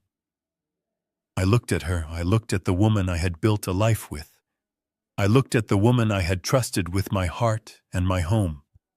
And I felt absolutely nothing. The love had burned away, leaving only ash. 35 years, I repeated slowly, walking toward her. 35 years of lies. You didn't just steal my money, Lydia. You stole my son's voice. You stole his dignity. You tortured a defenseless man because you were bored and greedy. I leaned in close so only she could hear me. "You aren't my wife anymore," I said. "You are just inmate number whatever they give you." "Take them away," Miller ordered. The officers began to drag them toward the door. Kincaid was cursing, kicking at the shins of the cops. Lydia was sobbing loud, heaving sounds of self-pity. As they reached the doorway, Lydia twisted her head back to look at me one last time. The pleading was gone. In its place was a look of pure, unadulterated hatred. Her face was contorted, her lips pulled back in a snarl. "You will rot in this big empty house, Henry," she screamed. "You will die alone and Lucas will never recover. I made sure of that. I broke him." Her cruelty was her final weapon, her last attempt to hurt me before she lost all power. I stood in the center of my ruined living room, surrounded by police and broken glass, and I smiled. It was a cold, hard smile. "Don't worry about Lucas," I called out to her as they shoved her through the door. "He is going to be fine. I am going to spend every penny of that trust fund on the best doctors in the world." She was halfway down the walkway, but I knew she could still hear me. "And Lydia," I shouted, walking to the doorframe, "don't think you will be lonely in prison. I am going to send a copy of that video to the warden. I am going to make sure every woman in that cell block sees exactly what you did to a crippled boy." She froze for a second, her step faltering. She knew what happened to child abusers in prison. She knew that there was a hierarchy, and she had just hit the bottom of it. The police car door slammed shut, cutting off her scream. I watched as the lights flashed against the trees, red and blue, red and blue. The engines revved and the cars pulled away, taking the cancer that had been eating my family with them. I stood on the porch for a long time, watching the taillights fade into the darkness. The night air was cool and clean. The sirens faded, replaced by the chirping of crickets. I turned back to the house. It was a mess. There were holes in the ceiling glass on the floor and blood on the rug. But for the first time in years, it felt clean. The rot was gone. I walked upstairs. I ignored the master bedroom. I went straight to Lucas's room. The police had cleared it, checking for evidence, but they had left him alone. He was still lying there, the green poison slowly working its way out of his system. I sat down in the chair beside his bed. I took his hand. It was still cold, but I held it tight. "It is over, son," I whispered. "The monsters are gone. Daddy is here." And as the first gray light of dawn began to creep through the window, I swore that I would rebuild. I was a contractor. I knew how to fix broken things, and I was going to fix him no matter what it cost. 6 months. That is how long it has been since the blue lights faded from my driveway, and the silence returned to my life. But it is not the heavy, suffocating silence of a house filled with secrets anymore. It is the clean, crisp silence of the mountains. I couldn't stay in the suburbs. I couldn't walk down that hallway where I almost died, or look at the kitchen table where my wife tried to poison me. Every corner of that house was stained with betrayal, so I did what any good contractor does when a structure is condemned. I walked away from the rubble. I sold the Colonial for cash 3 days after Lydia was denied bail. I didn't care about the market value. I just wanted it gone. I took Lucas and we moved north up into the high country, where the air is thin and cold and smells like pine instead of antiseptic. I bought a small ranch house on 50 acres of land. It is single-story wheelchair accessible with a wide wraparound porch that looks out over a valley that turns gold in the sunset. There are no neighbors to spy on us. There are no dinner parties. There is just us, the wind in the trees, and the long, slow road to recovery. The first 3 months were the hardest of my life. Harder than the construction sites, harder than the nights I spent in that motel room. The withdrawal from the horse tranquilizers was brutal. Kincaid had pumped so much of that green filth into my son's system that his body didn't know how to function without it. Lucas sweated, he shook, he had terrors that made him scream without sound. There were nights when I sat by his bed holding his hand while he fought demons I couldn't see, wondering if I had saved him, only to watch him die from the cure. But I didn't do it alone. I used the money. That $4.8 million that Lydia had coveted so much, I put it to work. I didn't buy sports cars. I didn't buy jewelry. I hired Dr. Evans, a neurologist from Johns Hopkins who specializes in chemical brain injury. I hired a team of 3 physical therapists who rotate shifts so that Lucas is never alone, never neglected, never in pain. I turned the guest wing of the ranch into a state-of-the-art rehabilitation center. Every penny that Lydia tried to steal is now being funneled directly into the veins and muscles of the man she tried to break. And slowly, miraculously, the fog began to lift. It started with his eyes. The glazed, dead look that had haunted me for 2 years began to fade. He started tracking movement. He started watching the birds at the feeder outside his window. Then the motor control returned. A twitch of a finger. The turning of a head. Small victories that felt like winning the Super Bowl. Yesterday was the breakthrough. It was a Tuesday, a warm afternoon, with a breeze coming off the mountain. I had wheeled Lucas out onto the porch to watch the sunset. We were sitting there drinking iced tea, listening to the crickets start their evening chorus. I was talking to him, just rambling about the fence I was fixing, about the deer I saw in the garden. I treated him like he was there, like he was listening, just like I always promised I would. I stopped talking to take a sip of my tea, and that is when I heard it. A sound. A rough, scratchy sound like sandpaper on wood. I turned to look at him. Lucas was looking at me. His face was contorted with effort, the muscles in his neck straining against the atrophy. His mouth was open, his lips moving, trying to remember shapes they hadn't formed in years. I leaned in close, my heart hammering in my chest. "Dad," he rasped. It was barely a whisper. It was weak and broken. But it was the most beautiful sound I have ever heard in 70 years on this earth. Tears sprang to my eyes, hot and fast. "I am here, son," I choked out, grabbing his hand. "I am right here." He took a breath, a shallow, rattling gasp of air. He focused all his energy, all his will into one more effort. "Thank," he wheezed. "You, Dad. Thank you." 3 words. 3 simple words that washed away every second of pain, every moment of doubt, every ounce of the trauma from that night in the living room. My son was back. He wasn't fully healed, not yet. He still couldn't walk. He still had a mountain to climb. But the man inside the shell had kicked down the door. He was present. He was alive. And he knew that I had saved him. I wept. I put my head on his chest, and I cried like a baby holding on to him, feeling the steady, strong beat of his heart. A heart that was still beating because I didn't drink that coffee. A heart that was beating because I bought a camera. We sat there until the sun went down and the stars came out. It was the first time in years that I didn't feel old. I felt useful. I felt like a father. People ask me if I miss her, if I miss Lydia. We were married for 35 years.